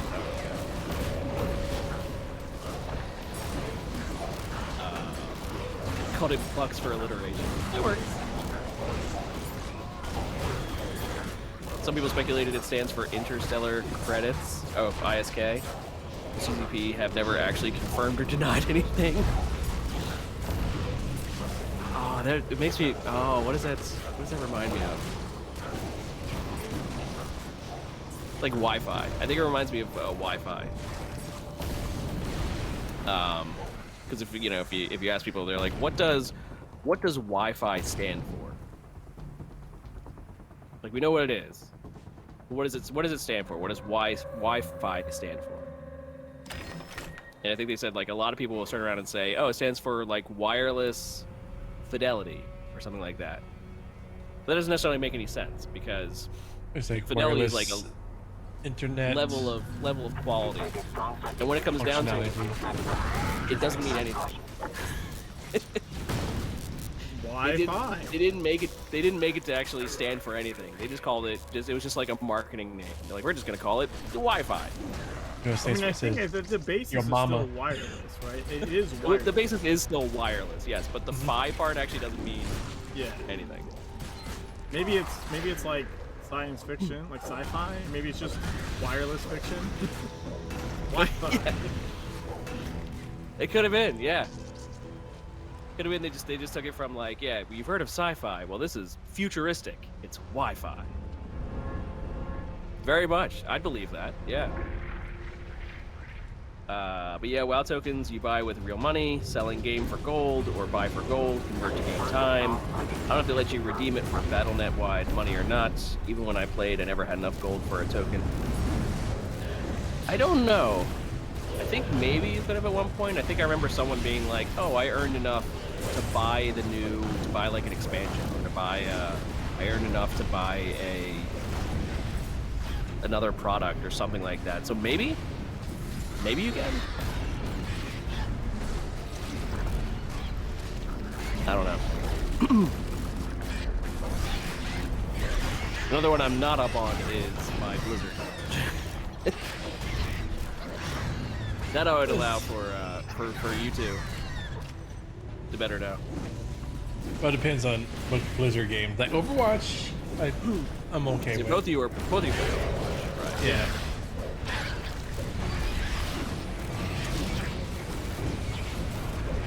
Honestly, well, I do understand why people frown on it. As someone from a third world country, I also understand why people sell it. Oh yeah, yeah. No, there's a reason why it makes money. Yeah, there's Countries like a Indonesia, Philippines, Venezuela. It is an supply and income for demand. outstripping anything they can get doing a regular job in their own country. That's very true. Mm-hmm. Yeah, it's a very true thing. That's why they do it. It's their job. And if their job can basically be, you know, farming in a video game, essentially, and finding like Beats farming the in best real life. places to do it. Yeah, the best places to do it. Multi-boxing, doing what they can to basically eke out as much gold per minute, essentially, and then selling that gold for real money. Yeah, it's a way to make money. That's why it became so big a thing. That's why you saw gold sellers everywhere. It's profitable.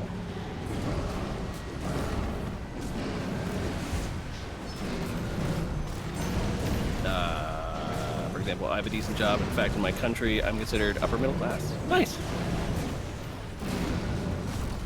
Yet I can't afford buying 2 AAA video games in a 6-month span.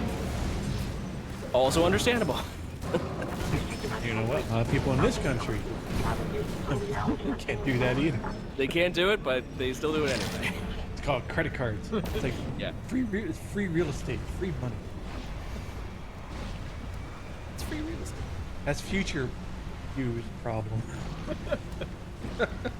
Right, I'm gonna put this on a credit card, and that'll be paid off over time. Yeah. I bought BG3. I really want to get Rune Factory 3 special, but I simply don't have the spare funds for it. Hey, I mean, that's fine.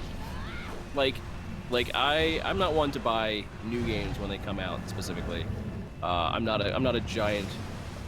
Like I won't rush out to buy, especially like $60 price tag games, because I also know that they will come down in price.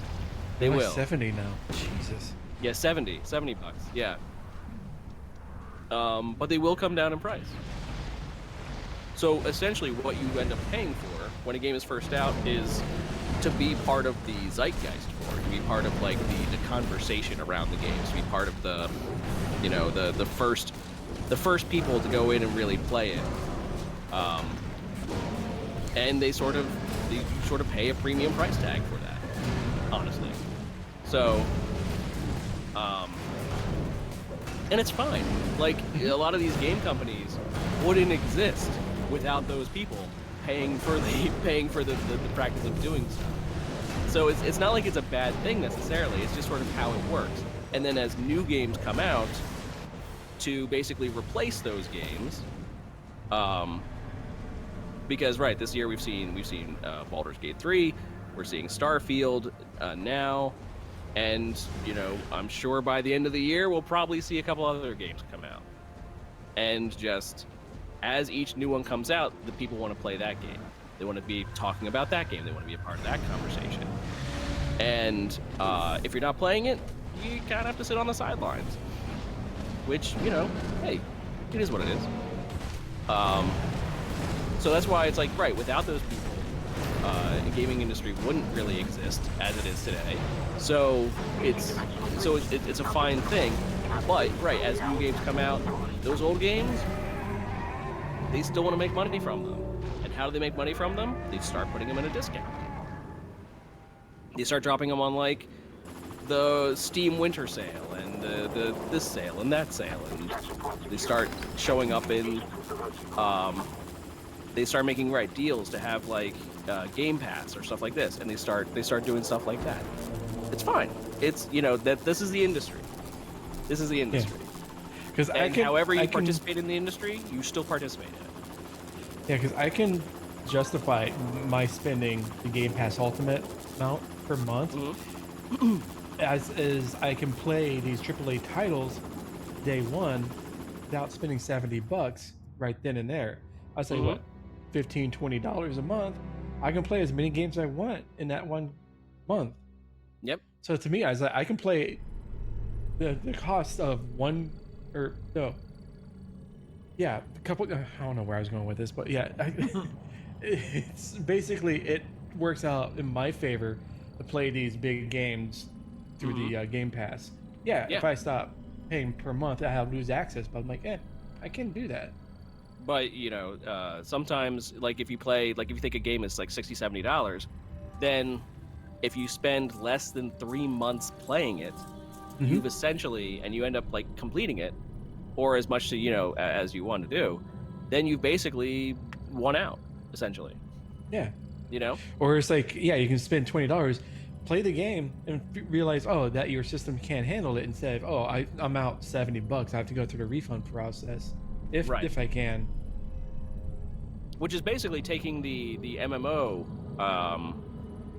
the subscription model for MMOs, and basically extending that to not just the MMO, but to a whole bunch of games, to a whole bunch of servers, you know. Excuse me. Got like a nose thing going on. Sorry about that. But yeah. No, yeah. Too much crack cocaine. It happens. But yeah, it's you notice it's within the past year or two that these games have gone from, it's only $50 to, it's only $60. Oh no, it's only $70 now. And which was actually games. Like it was bound to happen. Yeah, I mean, it really was. They couldn't have kept up. We've had subsidized for like decades. It was just the $50 mark was like the high end. Yeah, they stayed at 60 for a long time. Mm-hmm. So it was only, and they tried saying like, we're gonna be 60, but then we'll release DLC packs, and then we'll release this and release that. So over time you would spend like 90 something, on the full game. So instead of giving you the full game at the start, they started giving you the $60 as a base game, and then. I mean, the one thing I will not be doing is doing any pre-order buying, because it's been so many times been burned. I've seen all these games that pre-order, and it gets like, and then they get crap. You got Penthouse? Nice. I'm excited. You can only start getting an E11, so nice to get Penthouse Dungeon. Nice. Is it randomized? You pick it by random? Yeah, all dungeons are randomized.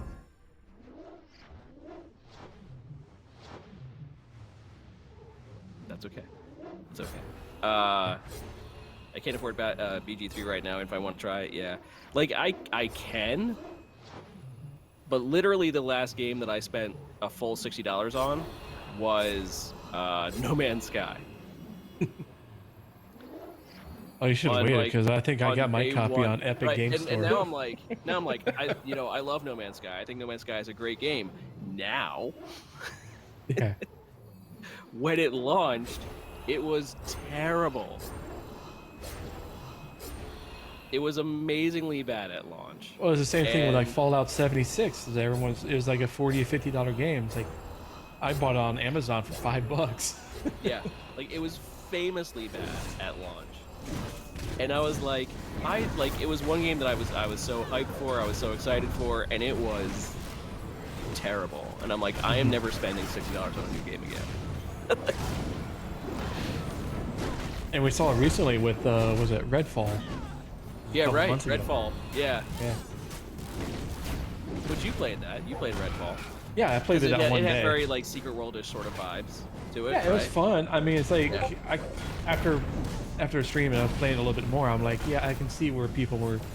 But it's like just to come out and like dogging on it from the start. It's like just understand what it is. It's a rush game, and that's it. Shouldn't have been as much as they were asking for. True, but it should have been a lot cheaper.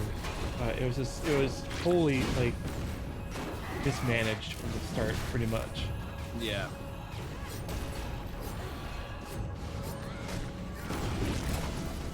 And it's like you don't want to come down on the games too much, right? Because it's like there are going to be people out there who are like, no, this game was awesome. I really.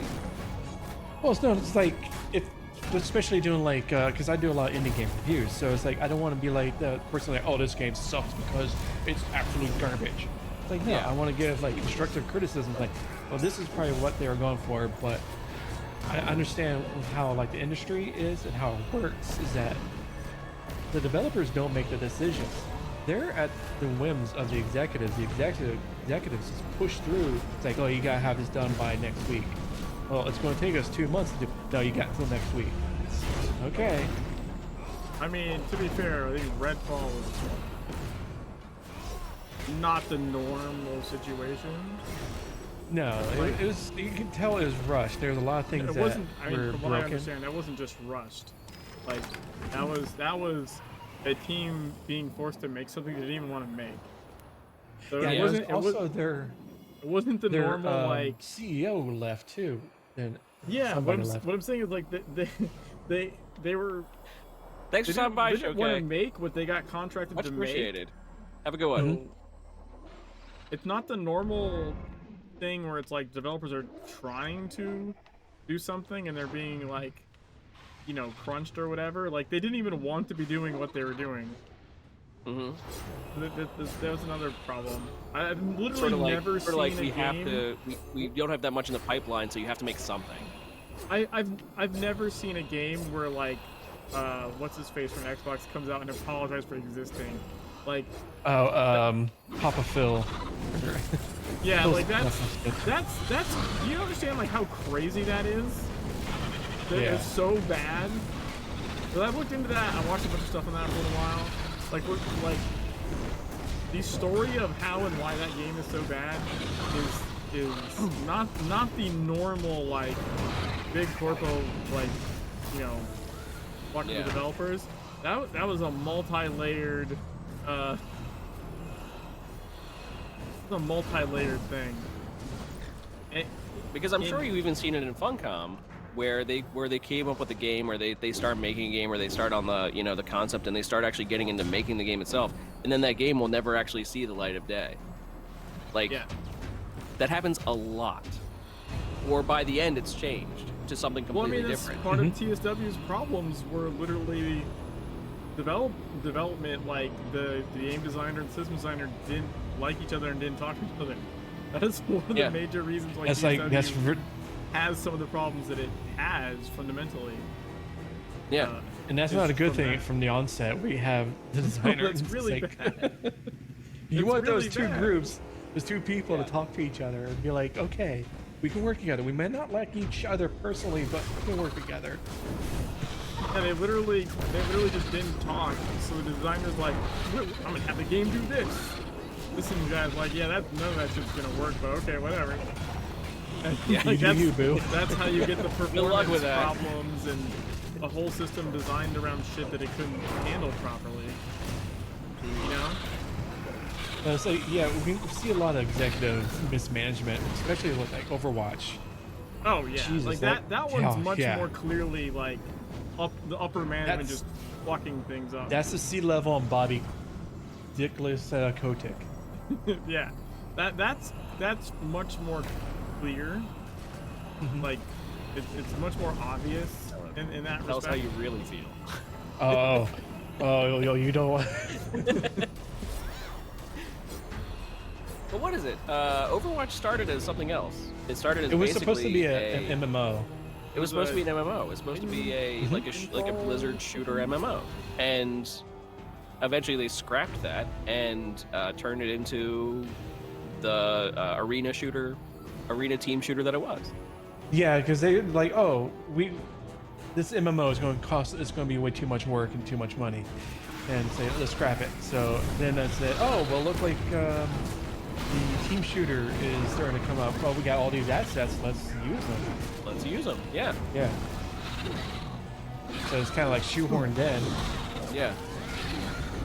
Well, that was actually the problem with Overwatch 2, is they were going like that was some of the devs trying to go back that direction.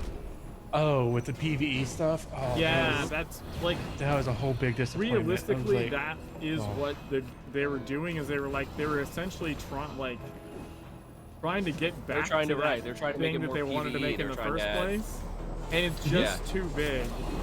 It's just, well, also this is a really interesting thing that I heard about that, is that it wasn't the biggest problem with it was that it wasn't fun. And that's a weird problem to have in a game. You spend all this time and all these assets and like story missions, and then people are just like, yeah, this isn't fun to play. Yeah, Like, especially when we're in how do you the fix like that? when you have games like Destiny, Division. oh yeah. When you have other shooters that are by all metrics really successful. And it has compelling PvE aspect to it. That also it has that Blizzard PvP. art style to it, and yeah. But I did pay. I think it was like the $40 that included the $15 PvE missions, the 3 of them. That was like a good hour and a half. Oh gosh. Yeah. Well, Yeah. Well, that took an hour. It's and a half, much. It's much more if you do it on Legendary. I watched some of the Legendary videos. Like that shit is because it just turns everything crazy. into like bullet sponges. It's not. Well, it's not just bullet sponge.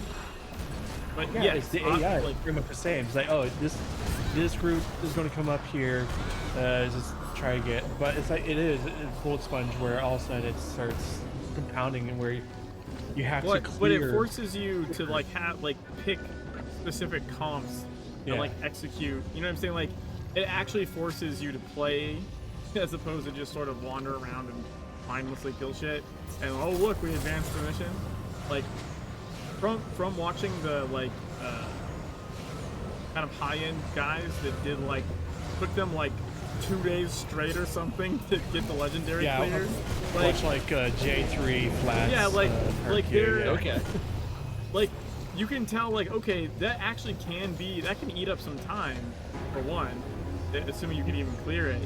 But also they were talking about genuinely enjoying it because it was testing. It's making you flex, right? Like you have to do things right. You have to come up with a solution to deal with the fact that you're just getting overwhelmed with shit. How are we going to deal with this? So I can definitely see that as the problem is most people that buy that content aren't doing that, right? And also probably don't want to. So they're probably just going through on They're like, I just wanted to jump in for 10 minutes and play. I just wanted to see the story. Like, what? Okay, this is 3 years of work, and it's well, we saw the first story with the Brazil one, back in 2018, 2019. That's what they. I didn't have any problem with those missions. I thought they were pretty fun. Like the little story ones. I didn't have an issue. I thoroughly enjoyed my time. But the problem is, this is not worth $15. Well, but okay, the problem is it wasn't $15. You had to spend $15 to get it, but it wasn't $15. It was like No, essentially that's the thing. Is like, 5, well, right? they charge you. it's No, a they charge you packaging. 15. Right. No, I'm and sorry. They give They started to charge you $10 $10. a coin to buy the battle pass. Like, Well, you the bundle was like the previous one was $30.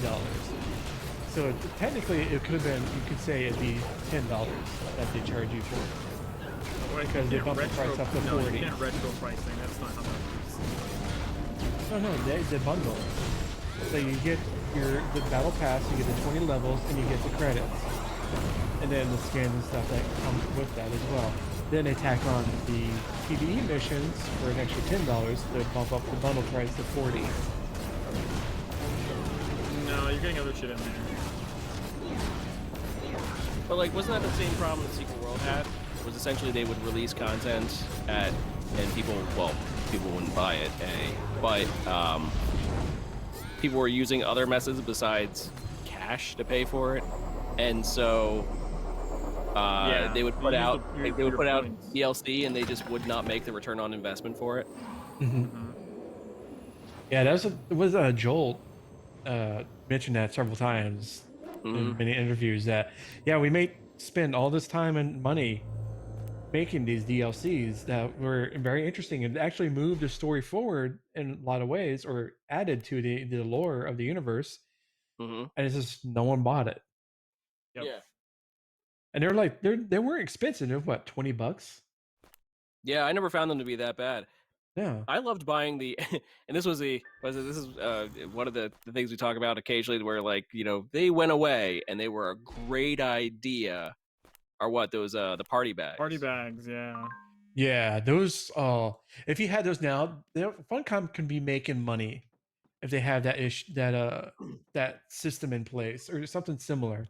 The Great only idea. issue, the only issue with them, realistically, is they would have to. My solution for this would be you would need, like, you know how we have like a mission items bag, right? That doesn't count towards your inventory. You would need like a party bag window that doesn't count as part of your space. Yeah. Because the problem with, like, I don't know if you remember like TSW, but you always had to have like 40 slots free to even do party bag. Right? Yeah. And that amount of inventory like is specifically designed to like not happen. There is a party bag in Secret World. There is, yeah. There's not. It's not. I'm not. It's sort of. It's not the same not. concept. Right? It's not the. Yeah. It's not. It's a desiccated husk. It's not a party bag. It functions similarly to a party bag, but it's not a party bag. It's like, No, but that that's system. how I have all the dances that I do. Yeah. But the system was great because you saw so many people with party bags, and you know that Funcom was getting money for people buying bundles of that stuff. Especially doing the group one, there's like a big right, when they're cattle like, puddles if you open in know, Agartha. Well, if you open a certain amount and like enough people get it, then you get something extra. Oh my gosh. Yeah. Yeah, what a great way to just get all the stuff is Or right. it Have functions like a party bag, but it's like there's not good shit in it. You just get flooded with crap. Which, granted, you got flooded with crap with the normal party bag, but you could actually get good things. There's nothing good to get. It's like a. Is that what led to the was it the silver necklace fiasco? It's not that I don't consider good. It's objectively not good. It's not shit you can sell. It's not shit you can put on an auction house for like, you know, 100,000 moth or something. It might use similar mechanics, but it does not do the same thing for the economy that a party bag did. Is what we're talking about. Is the economic impact. But mechanically, it acted the same mechanically, way. yeah, you open it and it gives shit to people around you. Sure, but it's not. But it's not stuff that actually stuff you can turn around and sell. It's like cosmetics. Stuff you can turn around and. It's not like you open like basically promote the game economy. Yeah. Well, it's not like you open 10 of those and like you know, you get like a mythic special fucking part you can ride or something that everyone wants and like sells for a shit ton. There's nothing in there that affects the more of the metagame. Yeah. See, I look at it as like that was like the beginning of something that could be very similar to what they have over in like SWTOR. Is you can buy these not money. I forget the exact term, but you can spend like $30 real world money and get crates. That just looks funny. But you can get these crates that, if you don't like the stuff that you like in it, or you can sell the crate itself on the auction market for hundreds of thousands or even millions or even billions of credits. And the economy is like constantly being rotated out because they still do a lot of cosmetic work coming in for even what, it's 10 plus year old game. Yeah. And hell, look at you, Champions Online. Just this past week, again, they were giving out freeform slots. Oh, were they? I missed that one.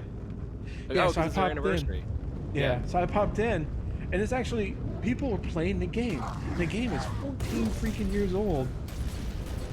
SWTOR came out in 2011. SWTOR is December 20th, 2011. So they are currently, what, 11 years old? Yeah, 11. Turning 12 in December. Well, you still got these two games that are, I know, Over a decade.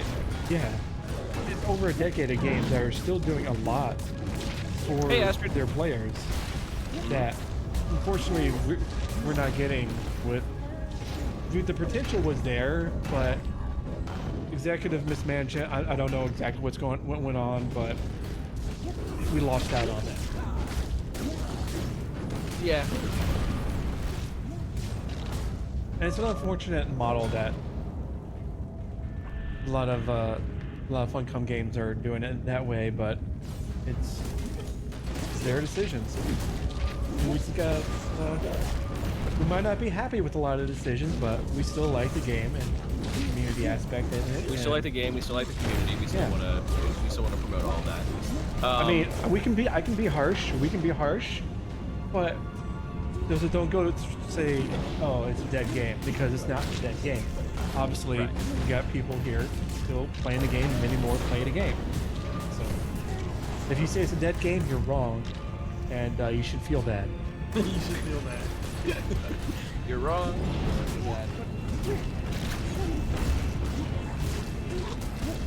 That's my rant for tonight. Come here. I'm gonna pick you up. I'm gonna pick you up. It's another kitty. Dude, I mean, what the fuck is? I have all weapon displays. Freaking game, man. Bummer. And you're not using them anymore. If I can't have a party in my shower of treasure from a bag, it's not a party bag. I don't care what the mechanic is. They basically replaced party bags with. If I can't fucking Scrooge McDuck in that shit, it's not a party bag. I will die on my Scrooge McDuck hill.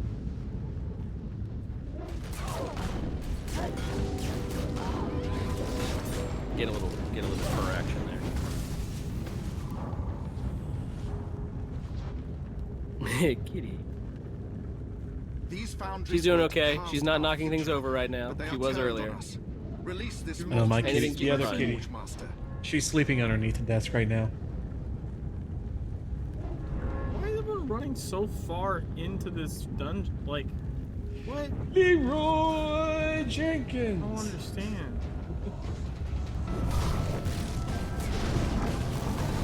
I met Anima for the second time in my life today, and I immediately became emotional. It's hard to describe how much I love Secret World. Aww. And see, Ashford there is perfectly good, and there's plenty of people like Ashford that have that same mindset. To get that, right? Because almost Secret World is almost considered nostalgic at this point for many people. Yeah. Yeah. And you know what? It still holds up. Yeah, the graphics are good. They're getting a little dated now, but they're not. But they're Well, not like awful. I would say No, what carries it in that aspect is the mocap is fucking insane, and the voice acting is really good. I mean, obviously, the writing is fucking the writing's unmatched, phenomenal, in my opinion. But yeah, it's like I think we know a guy who was a big part of the writing. Yeah. Some guy with a hat? Some guy that wears a... He's into vampires? Oh, EverQuest what? Holy crap. I mean, I also played EverQuest 1 today. Like, I don't see that kind of mocap in, like, brand new games that come out, like an Unreal Engine, whatever, right? Like, they just don't have that same level of, like, realistic body language, not just for like mannerisms. Too many especially for MMOs. Even for non-MMO games, they just don't see that. Even for like like Starfield or this or that. It's not the quality of the model; it's the quality of the actual like capture of the like body intent, like the body language, right? Like. Yeah, because if we go, let's take for the Starfield model, because all your NPCs, it's a Bethesda code by this point in time with the soulless eyes, pretty much the emotionless face. When you're going through, like, they're doing their talking bits, and they're like, yeah, I don't think you blinked once. Or is this like when the character gets up out of a chair, gets up, turns, and then it starts with like a walking motion. It's like, it's kind of like, it's not, humans don't do that. They get up and then you know, they start walking. It's not programming. Yeah, I don't know, just like Funcom. Well, I mean, what they made their own mocap studio, so that probably helped, right? Like, yeah, even Andy and Nicole even did mocap, didn't they, for some dances? So like, that's you know, probably helps that you're not just offloading it to somewhere else doing like maybe like a less than stellar job or something. With the asset emotes. You have your own studio, then you could even charge other places to come in and do, you know, your own mocap. But it's just like it actually frustrates me when I play like a newer game, and they have like a super detailed model, but just the head is talking, and like there's no body language at all. I'm just like, what the fuck is this shit? Let me go back and play Secret World, where things move around like actual people when they talk. Yeah, like Elder Scrolls Online tries that, where they'll have the writing, they'll have the voice acting, and then they just have the model just doing like a whole bunch of different emotes. Yeah, those lip flaps.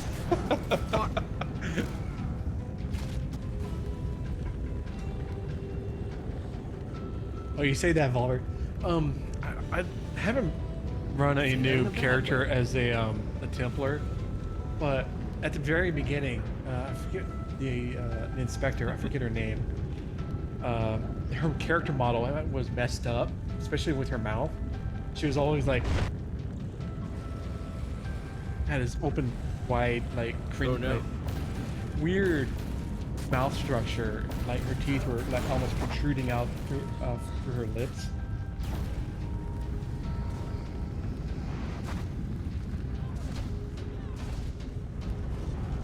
But yeah, it was something where character models can be like funky with the geometry and programming.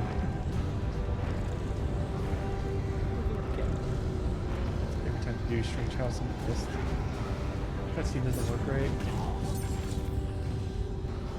A valiant attempt.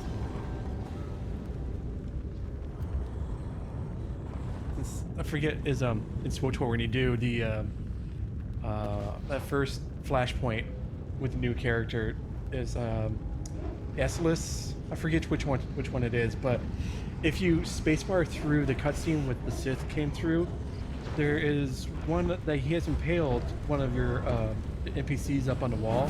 So if you spacebar through, all of a sudden it gets to a point where the view is the Sith, and in the background all you see, suddenly you see that impaled NPC, get flung out because at that time the cutscene was supposed to be moved along and he was supposed to disappear. You weren't supposed to see it.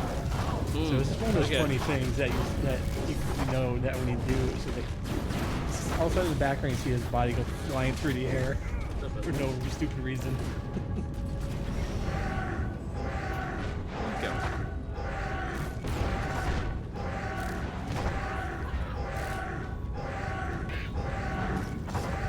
Yeah.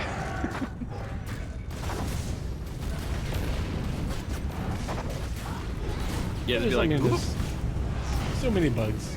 You can't have a game without bugs. They're more like you features. can't. No. So you just hope that the bugs are not as bad. I mean, there wouldn't be a speed racing. No, that's not the term. Speed running. There wouldn't be a, what is it called? I don't know. What are you trying to say? Speed running. There wouldn't be a speedrunning community without good bugs. Oh yeah, because you can glitch through the environment. I mean, there would. They'd just be slower. Yeah, right. It wouldn't be so speedy. It's not that They'd it be doesn't playing the exist. entire game. Yeah.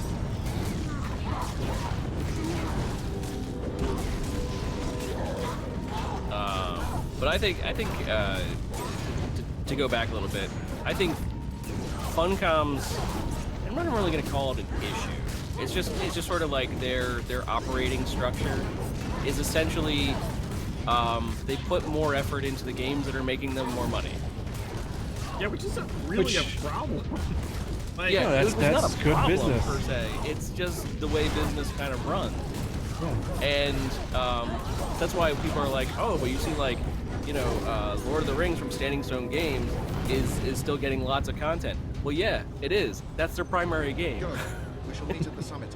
I trust. You know, like that is the whole studio's bread and butter, is that one game. So of course they're gonna keep putting effort into it. How very human. they got a peculiar. But for Funcom, it's like they're currently working on. They're currently working on. You were sitting so nice on my lap, and now you're trying to knock over my monitor. Stop. Sorry. They're working on Dune. We What we're trying to say. Hell's army. Yes, they're working on Dune. And Exiles is still And, doing gangbusters for them. Conan Exiles is still pulling out lots of good It is stuff. beyond enough. We end this in ashes You're or making me as crazy. ashes. They have a Um, battle pass. Time That's what we force needed. you We need a apes secret back down battle the pass. evolutionary tree. And I And mean, it we just got put it- we and- had black something wings. almost like that with We the kinda caches. did the end of TSW. Yeah. The end of TSW had the legacy system, right? Like where like you got rewards every couple of months, but if you like bought the year, you get all at the same time. Like it was kind yeah, I of remember really that, similar to like a primitive sort of battle passing kind of system. It was. And that, I don't know why they stopped doing it. I guess it was just too expensive to It keep didn't that work. up for. I mean, that's why. Well, I mean, like they could have reiterated on that and looked at other places other games that had battle pass like systems. I mean, that's why. But that was pre-Legend. That's why Legends happened. That was one of their last-ditch like monetization attempts. Was that whole system, and it just didn't work. It is what it is. And actually, Conan Exiles, they did not expect Conan Exiles to be as successful. No, that was one of those just like happy accident kind of thing. Right. And when it started being successful, they were like, oh, you know what we should do? Put most of our effort into Conan Exiles. Yeah, because if you recall, there was like a Mutineer Zero game. Yeah. Well, Like they're the like publisher for that. There was another developer. No. There was like a single player game in the works, Yes, like a shooter. and then there was Oh, yeah, also yeah. a co-op shooter in the works. And then the Conan did so well that they just scrapped those and focused on Conan. So it's like, you know, it's like, oh, all these other games are getting so much work, but why not Secret World? It's like because Y'all didn't spend enough money on the studio has other games they're making money off. Because it's your fault. Yes, you. Yeah, that's right. It's You our were fault. We specifically didn't spend enough you. money on it. No, I mean, but there are We're plenty gonna of still die. missteps that they did to basically put Secret World into the position of not making as much money as it could. But it is what it is. And because they have other games in their stable that are making money, they aren't putting the effort into figuring out how to fix Secret World, essentially. Yeah, a lot of people weren't buying Aurum. But it's also a kind of a downward spiral there. Well, people aren't buying Aurum because they stopped making caches that had stuff in them to buy and to make new cosmetics and this and that. And so because should have those been party bags. caches could have been party bags. Yeah. They should have been. That's my. Yeah. And when you stop making artwork for the game and you start, you stop making the cosmetics, you stop making the content that people want to buy, then people aren't going to spend money. And when they don't spend money, It's a self-fulfilling suffers. prophecy. Yeah. So, it is what it is. Is it? It is. Yes. Is that what it is? Or is it? So yes, so it goes. But we're still here because we like it. We still enjoy it. I'm just a glutton for punishment. Everyone knows that. Yeah. Bit of a masochist. But we also enjoy you, the people, watching us talk about it. And mostly not in a weird way. Mostly. Oh. We can make it weird. Consensually. Hey. I see you. Hey, how's it going? So, you come here often? Sure, I like your use of the word come and here. You know what? I was I like to with call you your often. jib. Making me blush, sir. Speaking of Conan Exiles, That what we're talking Moving about? on. Critical impairment results. we did have some news about Conan Exiles. Just throwing it out there. They had a little issue. They had a little issue, and needed to roll back Conan Exiles. Which, for most any game that has an online capacity, rolling back is like last-ditch effort sort of stuff. Conan Exiles rolled back the official Exiled Lands servers back to September 1st, and they did this on September 3rd, so they rolled back 2 days. But it was to correct issues relating to incorrect thrall decay timers. So basically, thralls were being killed off very quickly. Said they posted on the forums, the rollback of the official Exiled Land servers was completed yesterday, and the thralls that perished should now be returned to their rightful masters. However, this process came at a cost, and the progress made by Exiles players on official servers over the past 2 days has been effectively wiped. To give everyone a little more context about what happened, we made an error in the server settings early Friday EU time, which did not transpire until the next nightly server restart, subsequently causing unintended consequences over the weekend. Or subsequently, however you want to pronounce it. The settings were corrected and applied to the affected servers on Saturday, September 2nd. At this point, we were already weighing the pros and cons of all the options we had to deal with the impact. Performing a rollback for 780 servers was the preferred option, but it was unclear whether it was technically feasible to do so without taking days to complete or resulting in an extremely long downtime. Therefore, we needed to verify that we could confidently semi-automate this process before officially notifying everyone that the rollback would take place, which delayed our messaging and shortened the notice period. We regret the loss of progress you've experienced, and to help you recover from this setback, we will be boosting the experience gained, gathering speed, and the thrall and pets conversion rate by updating the following server settings later today through next Monday, September 11th. So for the next 4 days from now, harvest amounts, multipliers has been increased, has been doubled on PvE servers, and PVEC servers, which I believe are, I'm not exactly sure what that means. XP rates have been doubled. Thrall conversion multipliers have been halved. Animal pen crafting time multipliers have been halved. And item conversion? Conversion? I don't even know what that word is. Conversion has also been halved. To avoid a similar situation in the future, we are adjusting our internal processes.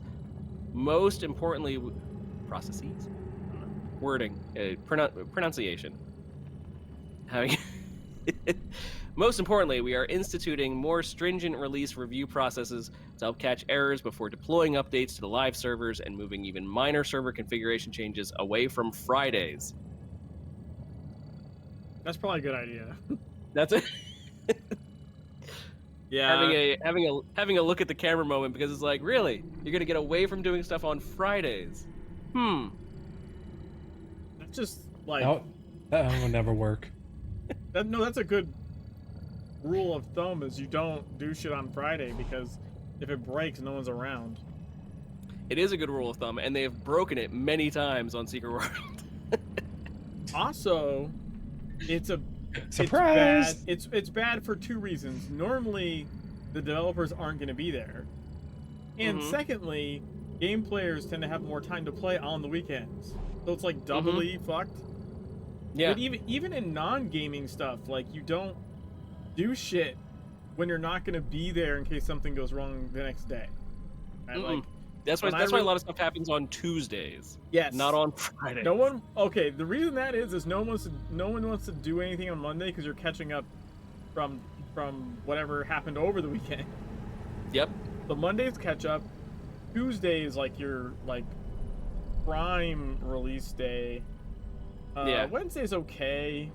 Thursday's really pushing it, because that means you have one day to figure out if shit's okay or not. So I've pushed stuff on Thursdays before, but that one's always kind of like, even that one's like a dice throw, where you're like, well, it's better than doing it on Friday, but... Yeah, it's better than Friday, but it's not as good as if we just wait till next week. Yeah, that one's always a little bit of a double-edged sword. See, in my head, I'm just thinking, like, we're gonna move this stuff away from Fridays, and it's like, really? You didn't learn that from Secret World?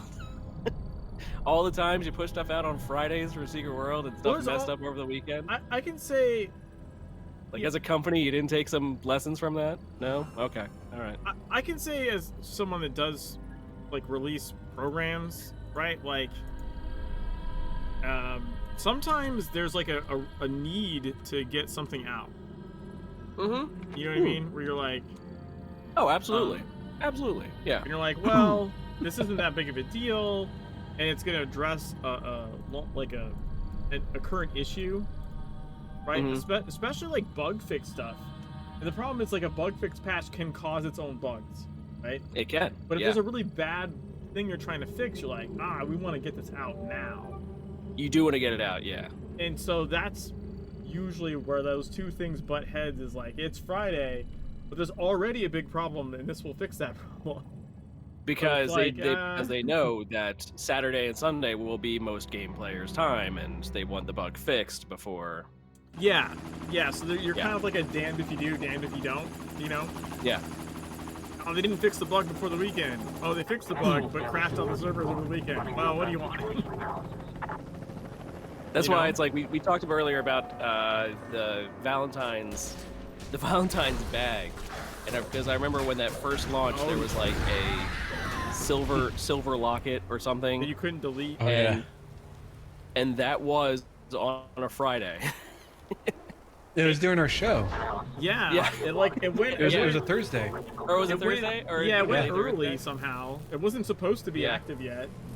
Yeah, the heart pendant. Leadergrim made like new characters just so people would trade in the heart pendant, and then it could delete the character. The character. Yeah. All right. Yeah, so during the show, night, but it wasn't supposed to be. It was supposed to launch on a Friday. Well, I'm sitting here like I forget what's going on, but you guys all of a sudden I'm getting stuff in my inventory. I'm like, what the hell's going on here? Because all of a sudden I get the red box in front of me. I'm like, what? Breaking news! Ruining people's inventory is happening right now. Yeah. Yeah, everybody's inventories are getting filled.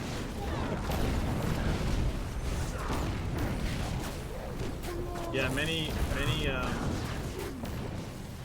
of those got jettisoned into the Netherverse. Yeah. Because like Leo was like standing there getting people to trade him the pendants on like a brand new character, and then he was putting them in the bank, and then just like once it was full, just deleting the character, and then making another one. Like it just kept deleting them into the void that way. Because yeah, and the problem with that is because those stupid things use the quote party bag mechanic. Is you can't choose whether to accept those or not. You know? You don't get to pick. If you're in Just a Garth and show someone up. opens that shit, you're just stuck with this shit in your inventory that you can't get rid of. And if you think about that, that's really bad. Like you can't go run content because you can't pick up anything. Your inventory is full of shit you can't delete that you didn't choose to pick up. That's fucking awful. Becomes an issue of consent, really. Yes. We think you're gonna love this. Here, try this. I wonder if that could have been fixed by just like a prompt that says, "Hey, do you want to accept this item or not?" Of course, it'd just be like, "No, no, no, no, no, no, no, no, no, no, no." Yeah, probably. But then you got the prompts coming up all the time, though. Right? Yeah. Then the prompt would show up like every 5 seconds, and that would have been its own apocalypse in a way. Yeah, that would still have been better though, because you can at least, you know, click that. You know what I mean? Yeah, but that's what you're gonna be doing for the rest of the time. Just clicking a prompt that keeps You coming would just up. move your character at that point, probably. I assume. But you still got that prompt somewhere on your screen.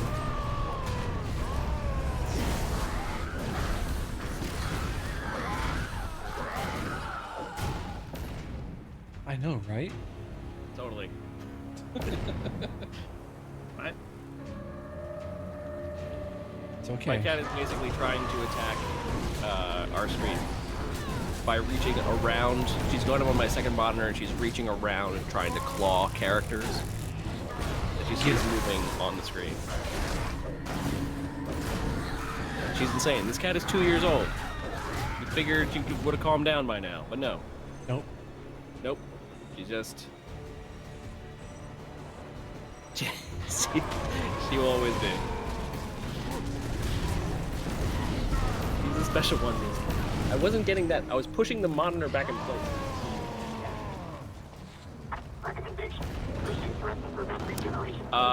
So yeah, so they went through that, and so I guess for the next couple of days, we'll get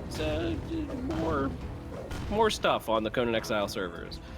But they also announced that Age of War Chapter 2 is arriving September 21st. Get down.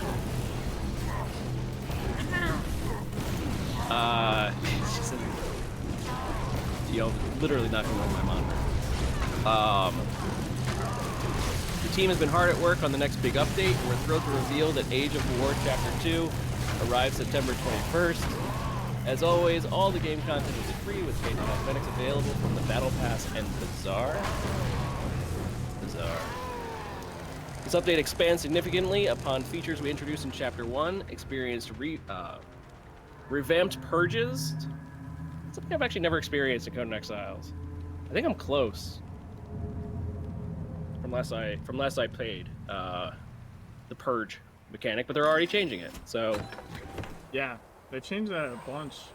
It's like now you like want purges. yeah, now it's fully a opt-in system. But you want them because that's like how you get loot. Yeah. It's like I've been playing Fallout New Vegas. Hold on. Critical empowerment results. Not be behind my monitor. Could you move, please?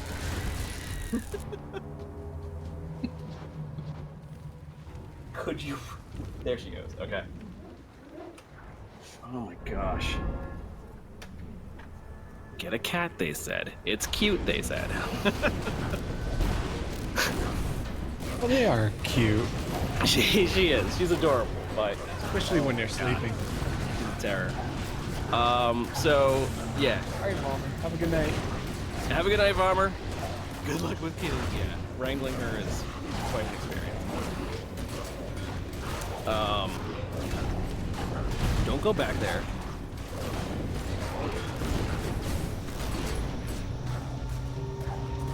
But yeah, so they have public beta is currently going, a content roadmap update.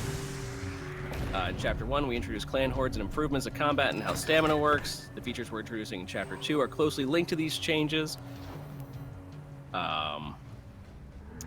They've completely transformed purges into a more immersive and balanced challenge with improved rewards and control over when they occur. The attackers now have a purpose: to breach the defenses of your stronghold, steal your horde, and carry it back to their camp.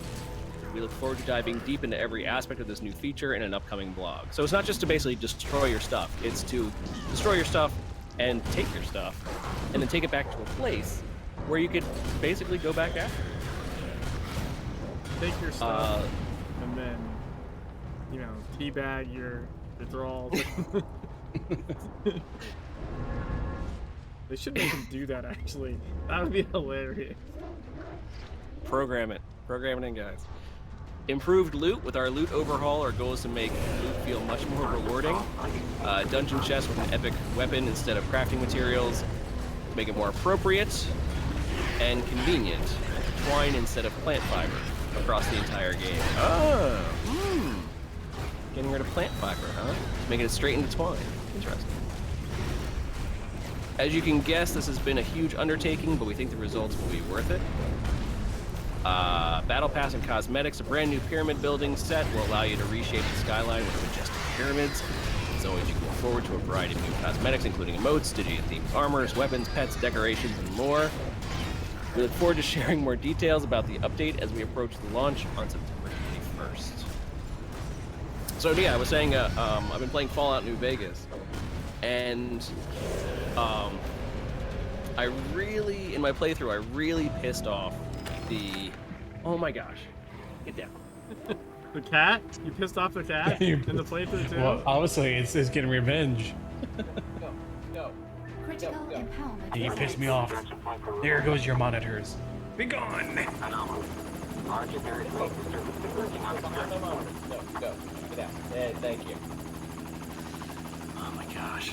But no, yeah, so we're playing New Vegas, and it's basically, there's like the military faction, the NCR, and then there's this Caesar's Legion, which is this other militant faction basically vying for control, and you can choose to side with one side or the other. And, you know, they mostly played out that it's like, these, like the Caesar's Legion, they're bad. They're bad. The NCR itself, the military, also isn't necessarily great for the people, but it's there too. So, sort of like the not as bad option, but still bad in its own way. And so it makes the game interesting like that. But if you really piss off one side or the other, they just start sending mobs after you. They just start sending squads to kill you. Like bounty hunters. And at first it was like, holy crap, this is super tough. These guys are so hard. And it was like, why is this mechanic in the game?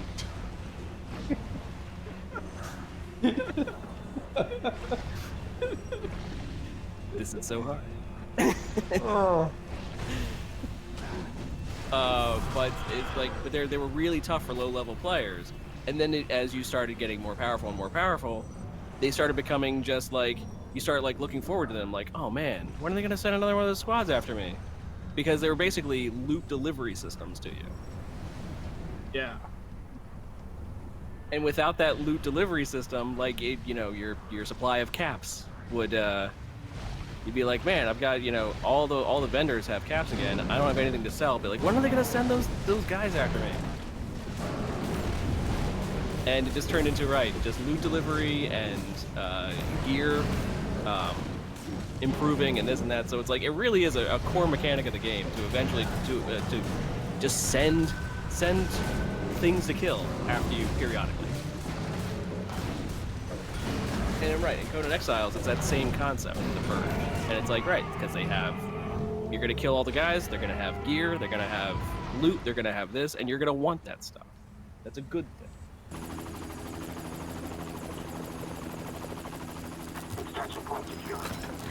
This?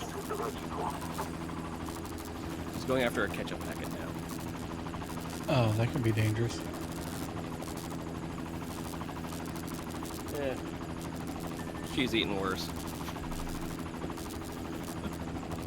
But she wants me to throw it for her like it's a toy. Right? Crazy. Right? Anyway, so that's all the news that I came up with, that I was able to find for Secret World and the surrounding games. So anything else? Anything else you guys want to talk about, or is that, you think that's good for the day? No, I did my rant for today. Nice. I did my, what grinds my gears segment. What grinds my hair? And the answer is Bobby Kotick. It's part of an issue, yes. Well, agents, this has been the 0 Point Report, strain 83-DCS. You can catch us recording live every first and third Thursday nights at 9 p.m. Eastern Time here on the 0 Point Report Twitch channel, where you can also join us and chat with us while we do the show live, or download our show wherever podcasts are found so you can listen to us on the go. Jimmy, where can we find you online? I would say link in the rabbit. That way you can see Yes. 5 billion media links in one spot. Two-Ton Waffle, where can we find you online? I got a new one for you. It's linkapp.com. Son of a bitch. linqapp.com/2ton waffle has all my links. We had him one up You. it, huh? Mhm. Being all fancy. And I'm Ocho. You can find me both on Twitch and also at Linktree/Big Mikey Ocho. I'm in solidarity with Jimmy. You can get in touch with us by engaging with the show on Twitter at 0 Point Report, checking out previous shows on our YouTube channel, and joining us on our Discord server, both named the 0 Point Report. From all of us here at the 0 Point Report, we want to thank you for tuning in and wish you all the best from the Secret World. Have a great night, everybody. We'll see you next time. Bye, everybody. And this time, let's actually go give Jimmy a raid. What? Oh, this guy. Oh, I thought he was very rude to our audience.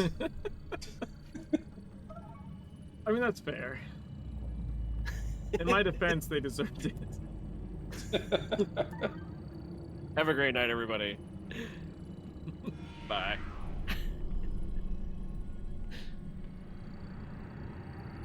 Yeah.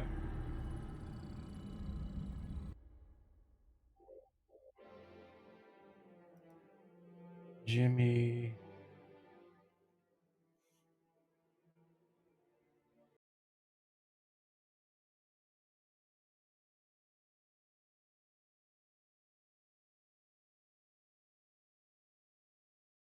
Never. Person.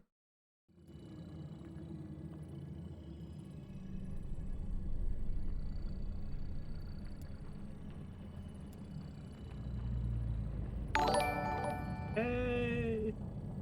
Thanks for the raid!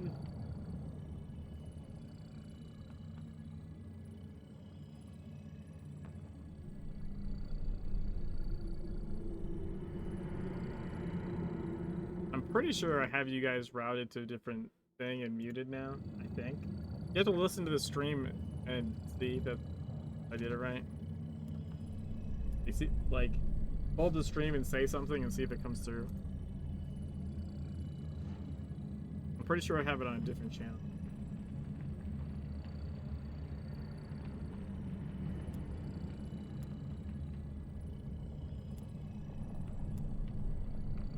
There you go.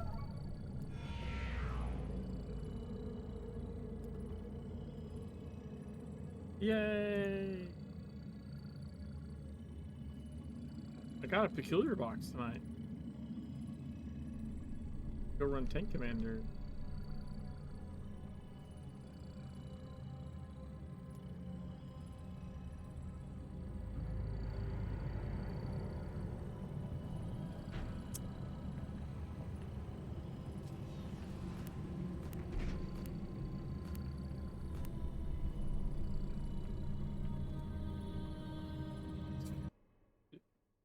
Yeah, man, my oldest is now in middle school. He gets up like 6:30 now. And I've been going to bed at like 3 or 3:30. It's not been great.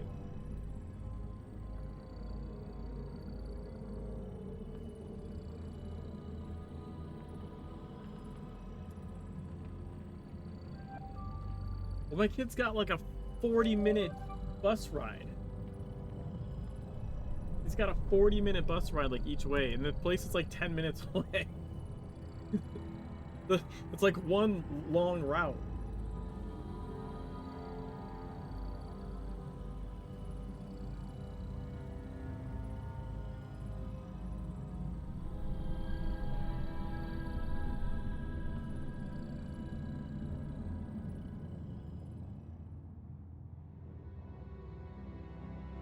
I can probably remove the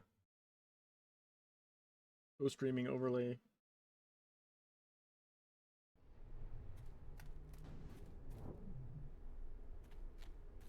Oh, sweet deliverance. You have come. Help us. Please deliver us from our enemies. Time is running out. Wigger is here.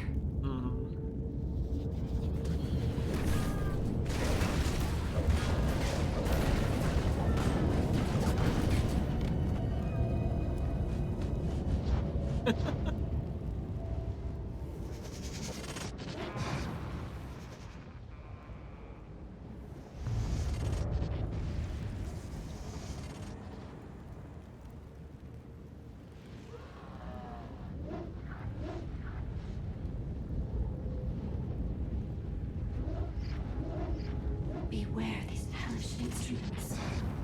Your life, your sweet, virginal life, it is fuel to them.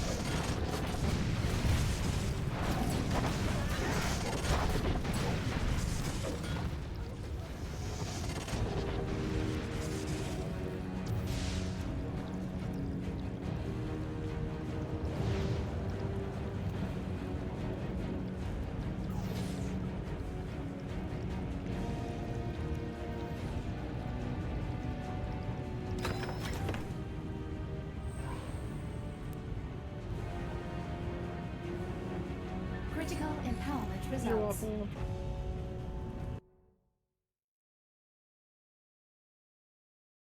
See you, Maggie.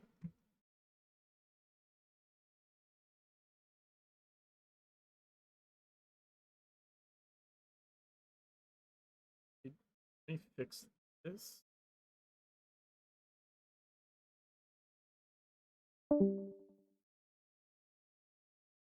That. All right.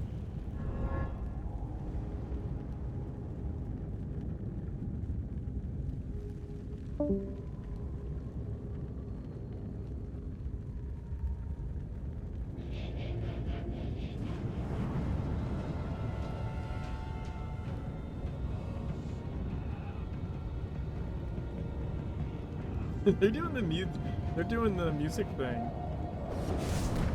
The big music emote.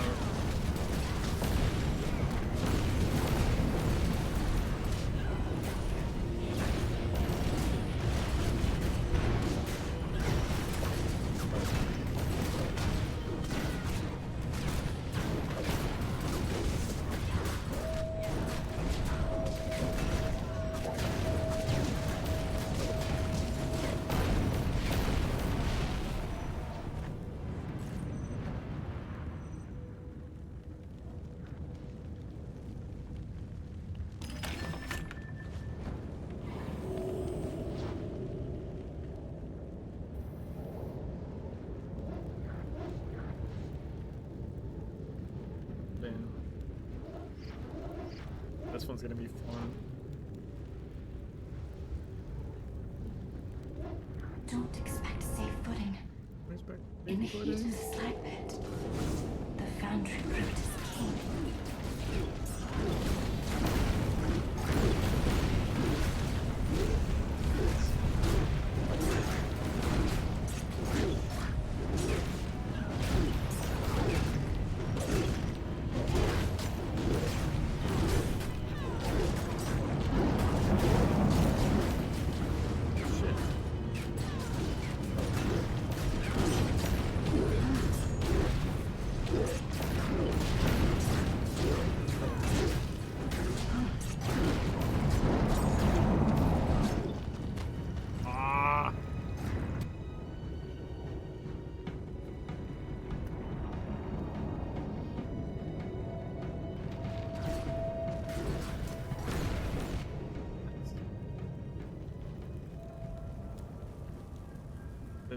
Well, that healer, that damage in this boss. I feel like I don't have a problem with any of the other ones. This one.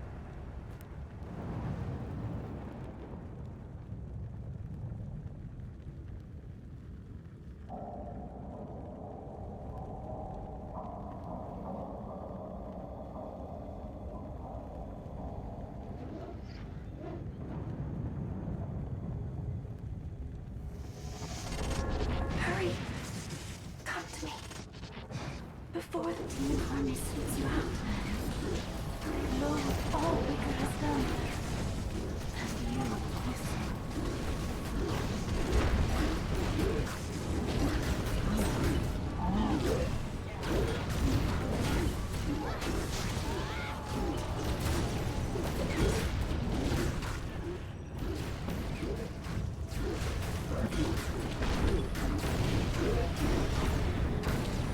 Dude, that one's so easy, comparatively. Holy shit.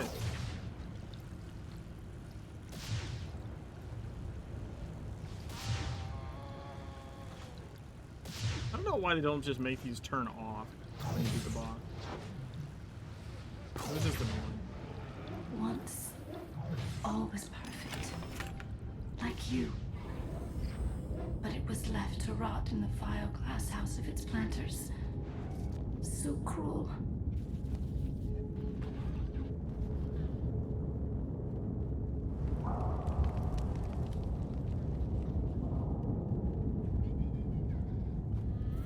I wonder if I could just not bring the healing gadget for this. Spiteful tart. Just bring another repair. Nuclear mistress. This one's eunuchs are taught to crave an explosive union. I'm just gonna see what happens.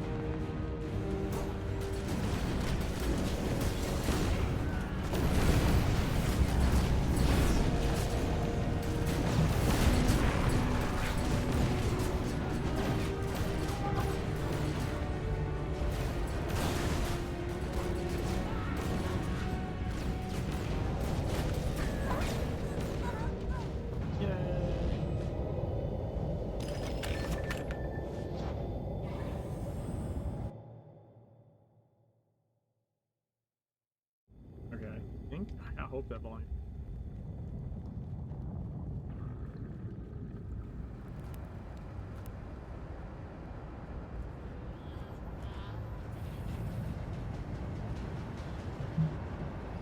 Your world is bleeding. Bleeding anima. This war machine is its vampire. Protected by the portal's power. Separate them. Yeah, I think I just take Pair on that fight. I don't think I even need to be healed there. Be our savior.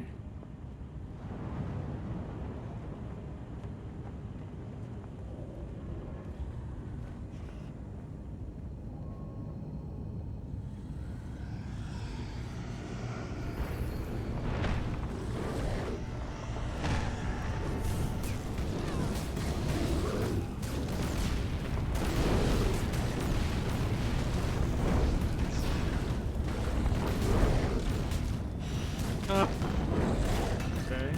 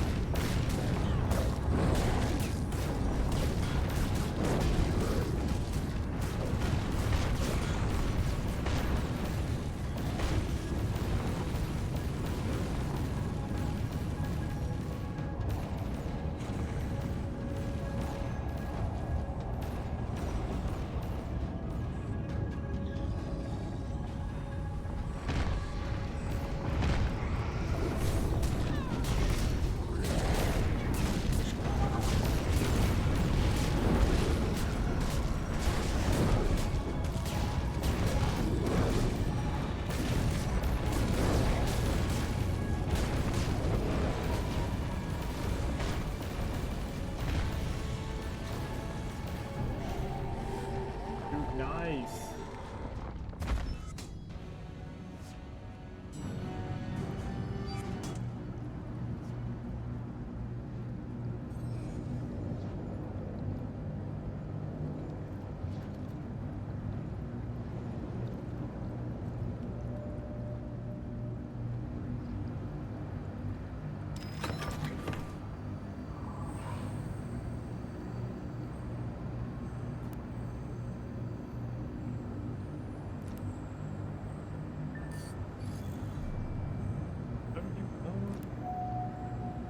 That's some decent IP tonight.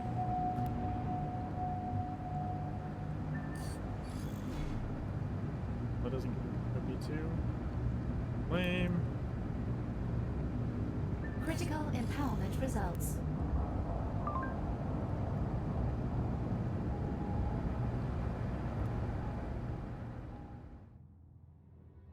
Oh.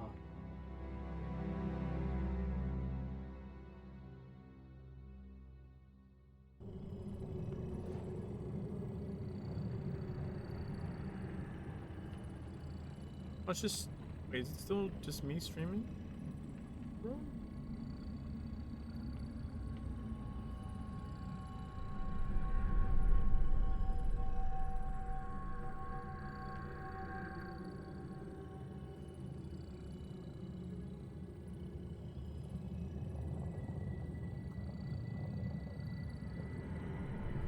gonna raid Freak Show.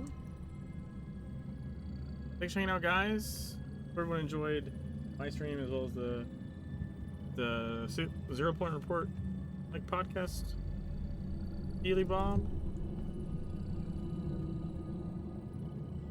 It's always fun hanging out, shooting the shit. Sometimes literally. But yeah, I got get going. So thanks again. Peace.